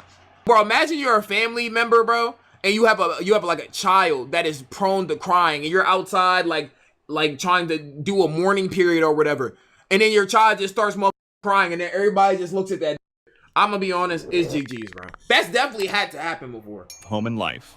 Every day, the government's workers closely monitor their citizens, even to the point of 1984-esque listening devices, with homes being commonly wiretapped, smartphones monitored with periodic, undeletable screenshots, and citizens taught to report all suspicious activity. As recently as September 2nd, 2024, this already advanced and complex surveillance system was expanded by 50% for domestic surveillance and doubled for overseas observation via a new $100 million high-tech facility, which is set to finish construction before the end of 2026. Oh my God. Or even claims that the looking overseas, spying overseas, if they're not already doing it already. New surveillance technology will surpass even that of Israel's Mossad or the American CIA. However, we have to remind ourselves that it's not just government authorities tracking people on the internet, even if it's for security reasons. Hackers and malicious actors. Is this an ad? Yeah, this ad. This ad. I was already knowing that. That was already knowing that's an ad, bro. Chat, they're about to be Sukuna versus Gojo on the FBI.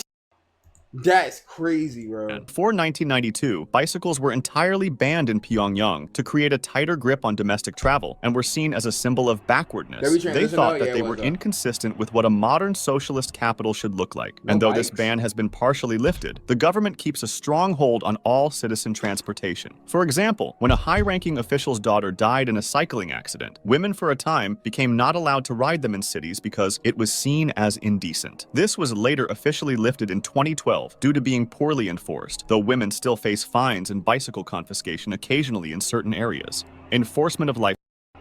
Citizens adhere to a strict curfew in certain areas, especially around military zones, and they are usually used in order to show support and unity during mandatory events like birthday events for leaders. They do unpaid labor and community projects, or attend criticism meetings where citizens critique the ways that their own and their colleagues' behaviors are ideologically flawed. They also hold mass rallies, where they are expected to praise the party and its leaders. Massive Glaze rally is insane, man. Housing and employment regulation.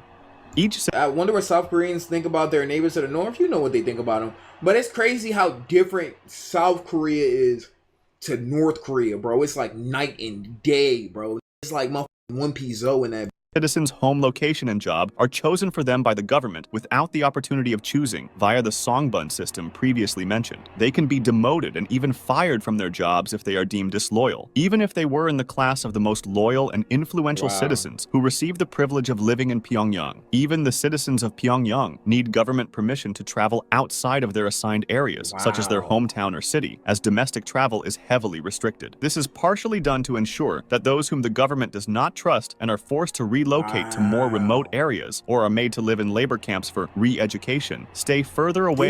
This literally sounds like a dystopian society, bro. Because like, what if you get accepted into Pyongyang and like that, and you go in, and then like half your family's on the outside. You can't even go and see them, or you gotta like really like try hard and do some like extracurricular just to go outside your designated area. That's sick, bro. That's sick, bro. From the rest of society and don't come back. Government-approved hairstyles.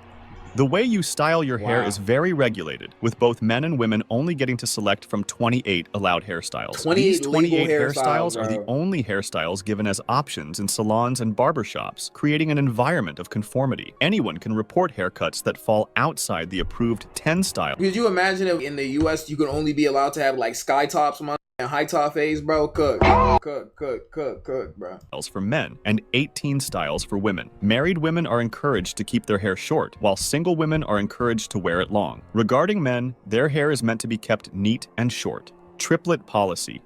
In order to ensure population growth, the government wrote into law incentives and controls for the upbringing of triplets, going so far as taking custody of all triplets in order to ensure loyalty to the party's ideology. Although this has more recently been less common, they used to do so because triplets are depicted as a symbol of national prosperity and growth, with parents who have triplets being seen as more loyal to the regime. They receive benefits like free housing, food, medicine, and even household goods. Pet restriction. Pre-1998, owning pets was seen as taboo. And a Western trend. However, post-1998 foreign currency-based shops in Pyongyang started selling smaller breeds, and the former leader of the regime, Kim Jong-il, started telling the citizens they should keep pet dogs. Popularity of owning dogs steadily rose through the early 2000s, but in 2020, Kim Jong-un revoked the directive to own dogs, calling it a tainted trend by bourgeois ideology, and it became banned once more, with reports of dogs being seized from homes and euthanized. Yo, Chad, they probably went on a mass dog killing spree, bro. That sucks, bro. Or even used as meat in restaurants due to a shortage of food. Oh my god, these niggas not beating the allegations, bro. Oh my god, not beating the allegations, bro. This is like when we look at a motherfucking hood video, bro, and they're talking about some, I could really go for some Popeyes right now. It's just like, bro, like, I hate this for my Asian brothers and sisters, bro. I hate this, bro. Schooling. Only government-run public schools are allowed in North Korea, with the majority of the focus being on praising the Kim family, learning to practice the state's ideology, and reporting anyone they find guilty of having suspicious thoughts to the government. They can even use public announcement speakers to cite the suspected person's name, address, and description. Students are also required to bring their own desk and furniture to school. What? There's BYOD, bring your own desk? Dead serious? You gotta bring your own furniture? How, bro? How, bro? You bringing your bed too? You dead bringing your bed?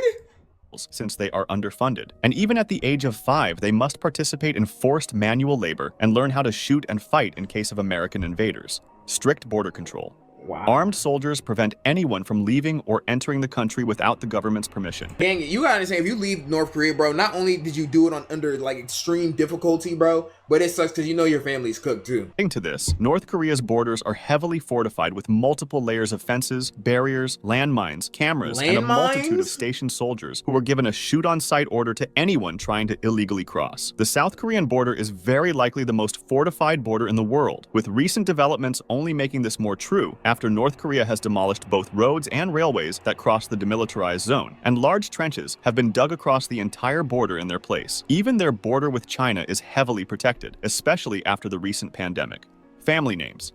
No citizen. That's so insane, bro. Like, you know, there's probably been like millions of people who tried to escape. Yo, probably like 90% of them motherfuckers died to either being shot or like stepping on a landmine or exhaustion or something, bro. That sucks. It's like basically almost impossible to get there. But I've heard stories of actually escaping though. Citizen is allowed to share a name with any member of the Kim family, with the belief that their names are reserved for people who have the highest Your name's dignity. Kim, you're The good. most You recent can't be report Kim. of this law being enforced on a large scale was February 2023, when authorities began to require all citizens named Ju-ai to change their name, as the current leader Kim Jong-un had given this name to his daughter. Cultural interests. Wow. All books, videos, music, and art must be approved by the state before they can be published. Adding on to this, all foreign media is strictly banned, with most cases of violators being imprisoned or, in some Can't cases, see no executed. YouTube, bro. No Twitch, no TikTok, no none of that, bro. Internet no Kanye, access. no Kanye, bro. Chat, they never even got to see Graduation. They're gonna be surprised when they get to season 15 of Kanye. If they ever lift this, bro, which I one day I hope that they're like the citizens are able to go ahead and see some outside of their lens, but who knows, right? But they're gonna be surprised when they get to season 20 of Kanye one. Like, they don't know, they just don't understand me. Extremely limited. The country's borders are reportedly lined with signal jammers in order to prevent any unwanted signals from reaching into or out of the country. Only certain government officials and institutions get full access, as the general populace only gets access to a domestic intranet. That's some sick work, chat. That's some very, very, very, very, very sick work, bro. We're gonna go ahead and put those on the main channel, bro. We're gonna put those on the main channel. If you're watching this on the main channel, Twitch Blue Rye in the description. Bro, that looks like a dystopian society, bro. We all got to be blessed that our spawn point is not North Korea and pray for those affected by it, because however bad life is, bro, it could always be worse. I ain't gonna lie. But yeah, I be with you. All right.